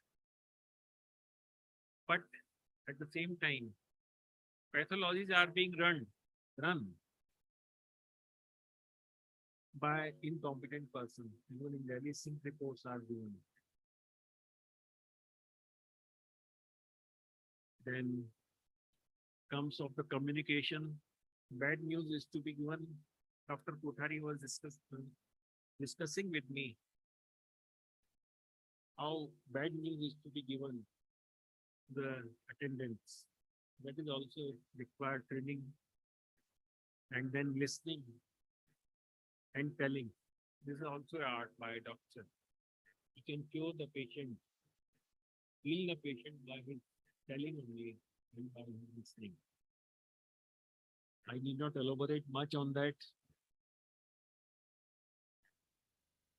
So Supreme Court has said that violence against doctors cannot be permitted at any cost. The law is with you. Then with respect to Consumer Protection Act, the last, I'll say that lawyers have been successful. Otherwise, law is the same. Action definition is the same. What is the difference between lawyer and a doctor? Their association is probably strong. They are not brought under the Consumer Protection Act so far. There is one decision, but probably state. The High Court has decided they are under Consumer Protection Act. According to me, these are two professions which should be clearly out of the purview of the consumer protection. Legal profession and medical profession. They cannot be, they are not selling goods. It's not the goods consumable goods. They are noble services, for which they have their own disciplinary committees, their own mechanism, which has to be effective by their own peers. Why by their own peers? Because of independence of the bar. medical profession is equally important to the country. It should be taken care of by the experts on the medical. We can decide whether they are diligent or not a person who is not knowing the medical field. So that is the crux of it. And court is always sympathetic, but your paperwork is not most of the time is complete in the hospital. You're not maintaining the records properly. Otherwise, if you're maintaining your records properly, then court is very reluctant as only as last resort. When court find there is no way out, court decides against the action or alone.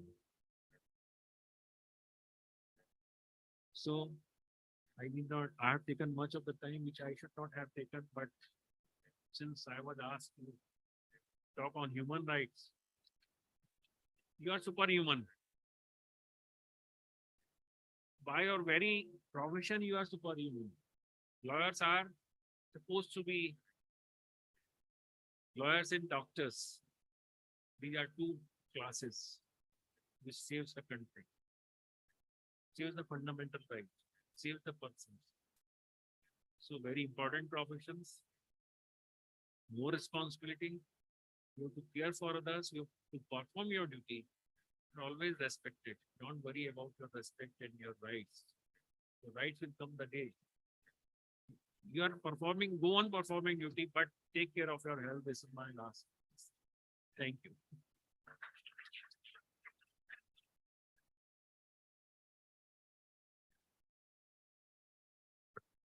And thank you, sir. We are grateful for the time and effort you took to share your thoughts and experiences. What better way to honor the presence of our respected guests than presenting them our memorable souvenir of their presence? I now sincerely request Dr. Manjushri Bhandari, Madam, to please give the memento to respected chief guest for today's evening, Dr. Arun Mishra, sir. I would also like to request Dr. Anand Mishra, sir, Registrar Shri Aurobindo University and Organizing Secretary of IMLIACON, to please come on the stage and give the memento to Arun Mishra, sir.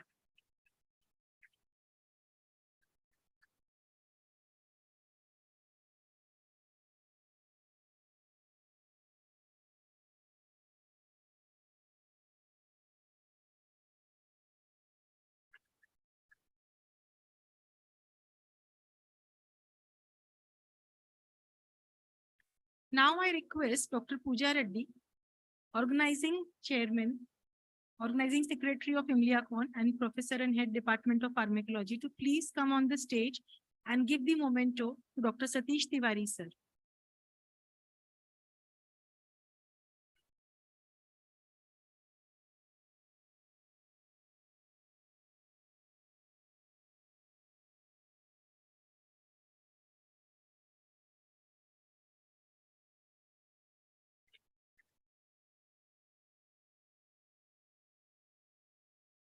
Now I request our respected Dean, Dr. R.R. Vavre, sir, to please come on the stage and present the memento to Dr. Mukul Tiwari, sir.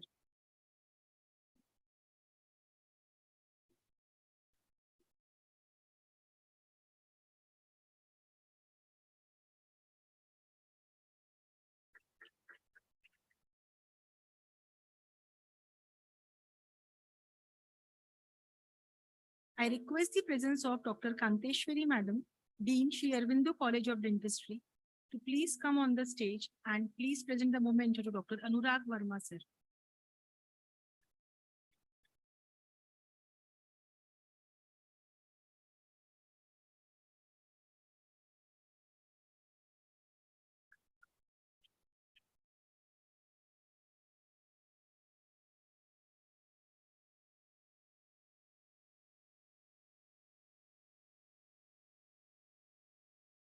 Gratitude is not only the greatest of virtues, but it is the parent of all the others. So to express gratitude, I would like to invite Dr. Praveen Arora, Professor and Head, Department of Forensic Medicine and Toxicology, Chairman, Scientific Committee, IMLIACON, co-convener of NMC Regional Center for Medical Education and Technology, to please present his vote of thanks.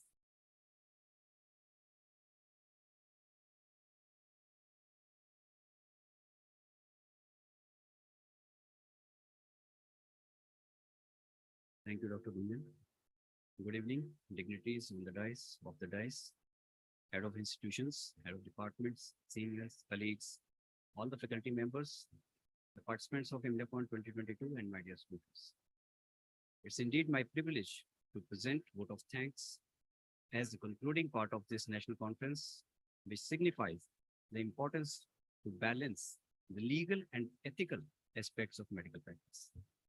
With this, I, Dr. Praveen Arora, on behalf of Shri Aurobindo University, Indore, organizing chairman and organizing team of IMDACON 2022, all the teaching faculty members, non-teaching staff, students, and my own behalf, convey my deepest regard and hearty thanks to our chief guest, Honorable Justice Shri Arun Kumar Mishra Ji, Chairman, National Human Rights Commission, for his esteemed presence to grace this occasion and sharing his enlightening thoughts and experiences with us.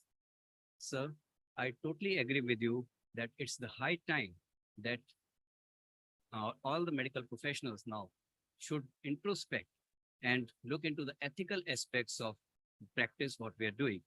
And although it's imperative that the advancements in the science and technology make us to go further on developing our intelligence and all, but we need to balance our intelligence quotient with emotional quotient, and maybe we need to go further and think about the spiritual quotient also and develop that.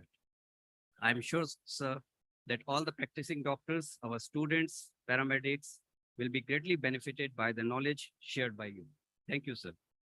I extend my heartfelt thanks to our guest of honor and our very own Honorable Chancellor, Shri Aurobindo University, Dr. Manjushri Bhandari ma'am, who is always there to support and encourage us with her resourceful ideas, her motivating generosity, enthusiasm, and passion for improvement inspires us to do our best. I thank you, ma'am, for everything you have been doing for us. I extend my heartfelt thanks to our guest of honor and founder president of IMLIA, Dr. Satish Tiwari, sir. Sir, the initiative you have taken to establish IMLIA will surely help immensely our colleagues in sorting out the medical legal queries in their day-to-day life. I express my most sincere gratitude and profuse thanks to our honorable founder chairman, SAMES, Dr. Vinod Bhandari, sir, for giving us the opportunity to organize this conference. Sir, your positive approach, energy, zeal for accepting innovative activities, quick decision-making abilities, and benevolent support encourage us to achieve new heights in academics, research, patient care, and extracurricular activities. Thank you, sir, in your absentia, for your support and sharing your experiences with us all the time. I extend our sincere thanks to Dr. Mukul Tiwari, President IMLIA, for his continuous support right from the inception of the idea of this conference till final actualization of the conference. Thank you, sir. In absentia, my sincere regards and thanks to Honorable Pro-Chancellor Dr. Mohit Bhandari, sir, for his relentless support, interest, encouragement, and ingenious suggestions in various academic activities which help us to perform and organize the events even better. I convey my special thanks to Honorable Pro-Chancellor Dr. Mahek Bhandari for his special attention, relish, and inspiration in organizing academic activities. His passion for excellence adds vigor to any event. Thank you, sir. I further extend my deep regards and sincere thanks to our Honorable Vice Chancellor and Conference Director, Dr. Jyoti Bindal ma'am, for always standing like a strong tower, supporting us and steering us all the way through preparations of the conference. Madam, it is due to your able leadership, guidance, zeal, and determination that we are all here today inaugurating this conference. My sincere thanks to Dr. Anurag Verma, Secretary IMLIA, for his constant support, guidance from time to time during the planning and preparations of this conference. So I'm sure the social work being done by the IMLIA will motivate more and more fraternity members to join us. I express my heartfelt thanks to Dr. Rajiv Jain, organizing chairman of IndiaCon 2022, for constantly working hand in hand and guiding everyone during the preparation of the conference. My vote of thanks will remain incomplete if I fail to mention the support extended by our CEO, Mrs. Dolly Behel, although she remains behind the curtain. Thank you, ma'am, for your perpetual support. I would also like to convey my sincere regards and thanks to all the deans, principals, directors of all the constituent colleges of Shri Aurobindo University for their kind support in more than many ways. It's only through your support that this academic activity could be accomplished. My very special and hearty thanks to all the respected head of departments, senior faculty members, my dear colleagues from all the institutes, all the participants from different states of the country, and all the students for their enthusiastic participation and support in preparing the conference. Now, the most important, my sincere and heartfelt thanks to all the members of organizing team, organizing secretaries, Dr. Anand Mishra sir, Dr. Pooja Reddy, my colleagues for their untiring efforts in preparing for this conference, my deepest love, affection, and thanks to the most lovely and amazing team of volunteers, students of the conference. I thank you guys for your zealous participation, dedication, teamwork, and tireless efforts. I'm sure all of us will enjoy the conference. We have enjoyed day one, and tomorrow again we'll enjoy whatever hard work you have put in. All the volunteers and our team members have worked smilingly, shoulder to shoulder, throughout day and night to make this conference happen. At the end, my sincere thanks to Team DTP, Mr. Himanshu, Mr. Harsh for their extensive support in designing brochure, banner, and all the other sources. Team EDP led by Mr. Himanshu, Mr. Samir, Mr. Pavan for facilitating audiovisual aids, other online presentations, and live telecast of the conference. All the staff members of Shri Aurobindo University and those involved in Dr. C.P. Tiwari Auditorium for providing their support and help. The members of the catering team who will be serving refreshments and food. They have served delicious foods today also. All those people with light, sound, maintenance, security, housekeeping, and many others who are directly or indirectly involved in the organization of this conference. Dear friends, although we have tried our best and again we'll try our best to serve all the delegates as best as we can, but there is always chance of leaving space for mistakes. I express my apologies if there will be any such shortcomings left to address, and I'm sure you all will be so generous to overlook it and excuse us for those deficiencies, if any. Thank you very much, everyone. I now invite all of you for the entertaining cultural program and dinner. Thank you. I request you all to please stand up for the national anthem.